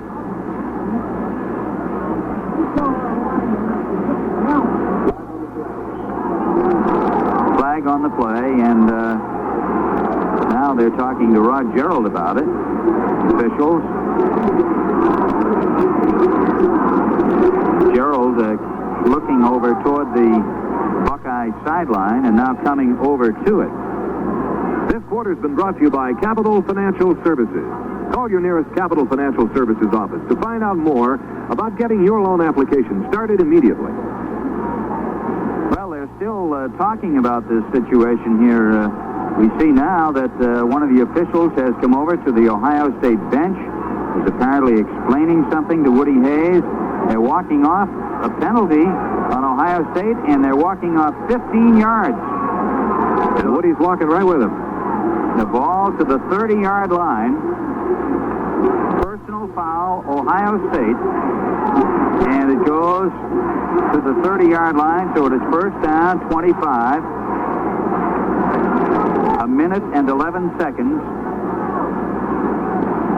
left to play in the game, and Gerald on that play just before the flag went all over the place was just sitting on the football, which is all Rod really needs to do in this situation. He has the full house backfield in behind him again, and everybody's kind of looking over to the Ohio State bench now, and the officials are going in once more, and one of them comes over to the sideline again, talking to Woody Hayes,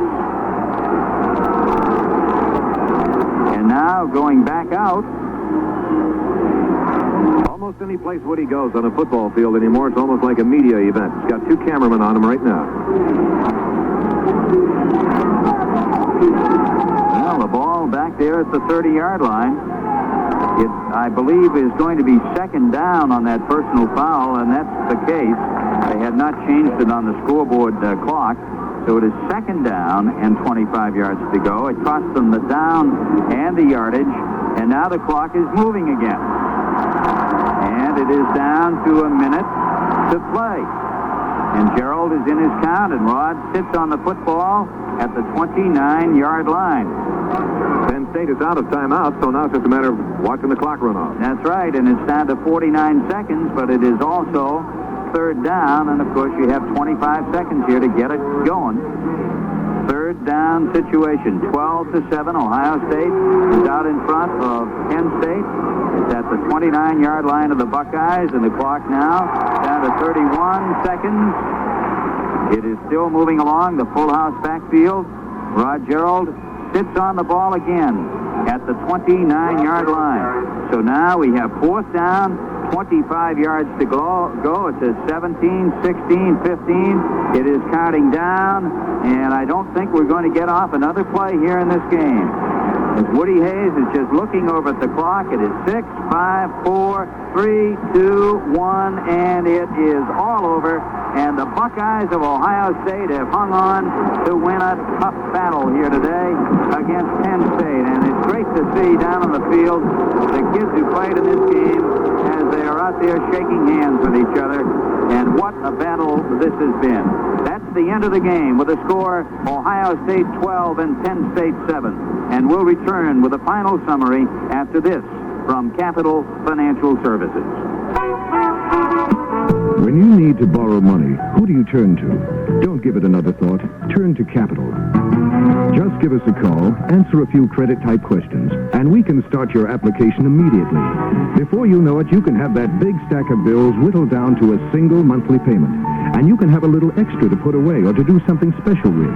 If you need money today, turn to Capital, the one place that's here to see you through. So call Capital, because we're here to see you through. Call us on the phone anytime you need a loan to help you do the things you want to do. So call Capital, because we're here to see you through.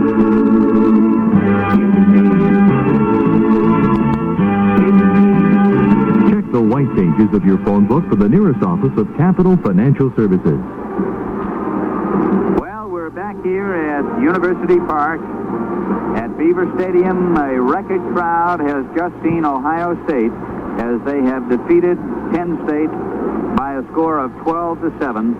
And the crowd just applauding the teams as the two teams go into the runways and on up to the locker rooms. And Bob, as you said to me while we were away here for a moment, this would be a game that I'd have to say would be just very, very difficult to analyze. How do you describe it? Where there's been momentum, then there's been a lack of momentum. There's been scoring drives, and then just about the time when you think you have Mo going for you, it's not there anymore.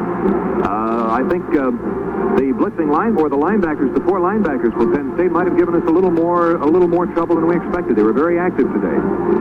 Woody Hayes left the field immediately after the game. Joe Paterno started across the field, but he saw that Woody went immediately for the tunnel and off the field. All the players are now off the field. The Penn State band is in their post-game show. And what do you say? What would be the key play of the game today? Well, I would say there would be several from the Ohio State point of view. One, the interception by Ray Griffin, which brought the ball out. Another one, an error, if you will, by Neil Hutton when he tried to run out. The field goal try by Tom Skladany. And, of course, a couple of gambling situations. One in which Bob Hyatt took the football on the pitch out from Gerald and raced for a touchdown with a 6-0 score at that time. And he went on to get the touchdown when you might have wondered whether or not they wouldn't have gone with Tom Skladany and picked up the 3 points. Ohio State dominated in that third quarter, but in the fourth quarter, it was right on down to the wire. Ohio State had 17 first downs in the game. Penn State had 18, according to our unofficial figures, and it was just a plain old-fashioned tug of war. That's the only way you can describe it. Final score today, Ohio State 12, Penn State 7. Don't go away. The coach's comments are coming up. Ohio State football is brought to you by Motorist Insurance Company and by Capital Financial Services. And Ohio State football is presented on WEOL by Julian W. Perkins Incorporated in Elyria, by Rolex and Nielsen Jewelers, by Serta and Elyria City Furniture, and by the Vermilion Auto Dealers.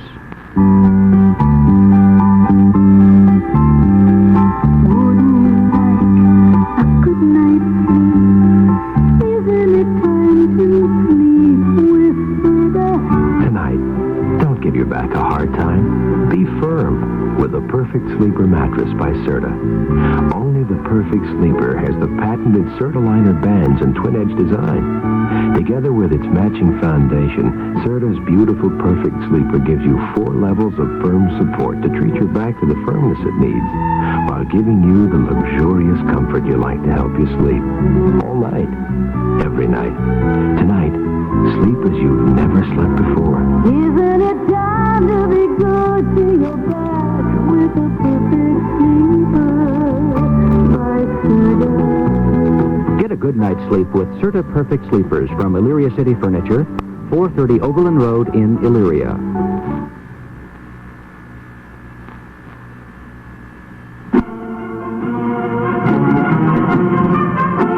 It's the Ohio State Football Review.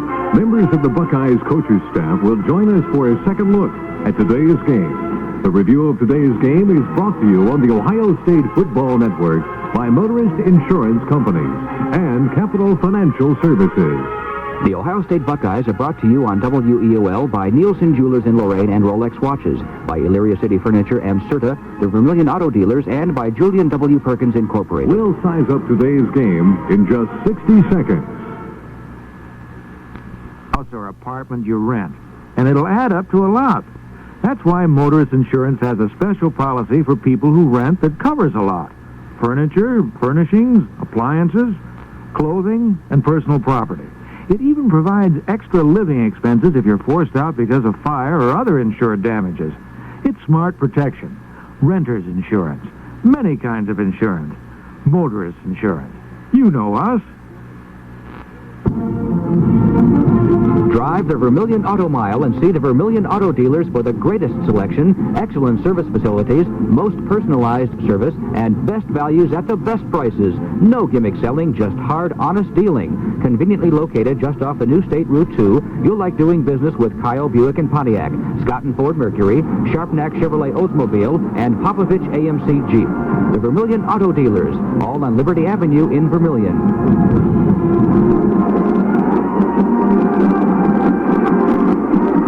and hello, Buckeye fans. Another big Buckeye win. Ohio State over Penn State, 12-0 here at University Park, Pennsylvania. This is Bob Connors along with Ken Coleman, our post-game guests, Ralph Staub, the offensive coordinator, and Alex Gibbs in charge of the defensive line. I have with me right now Ralph Staub. Ralph, congratulations on another Buckeye win. Thank you very much. A lot of people were questioning Pete Johnson in the first period. You didn't use Pete. Well, Penn, we knew we were in trouble when we played Penn State. We've seen so many different looks that they give you defensively. And, of course, they're mainly an 8-man front. They happened to give us an 8-man front to both sides, and they had a safety man who was man-to-man when our extra man blocked, that is, when our tight end blocked. That freed up their safety man also. And we prefer to, in this case, we prefer to use Pete as one of those blockers and give the ball to Jeff Logan rather than do it in reverse. So then that worked out quite well for you. Yes, it did. In fact, I think Jeff, the breakaway, you mentioned a key play earlier, and I think the breakaway that Jeff had, it almost went all the way. I think that was a key play for us offensively. Their linebackers were exceptionally active today. Did they cause you any more problems? Well, I don't want to say any more problems than usual. It's only the second game. But I've got to believe when they show you that 8-man thing, there's just so many things they take away immediately, and they're very active linebackers. Well, Stettler and Allerman are excellent. That's right, but it's more the looks that bother us. If they would just get into what we call an Irish defense or a 4-4 front, there wouldn't be any problem at all. But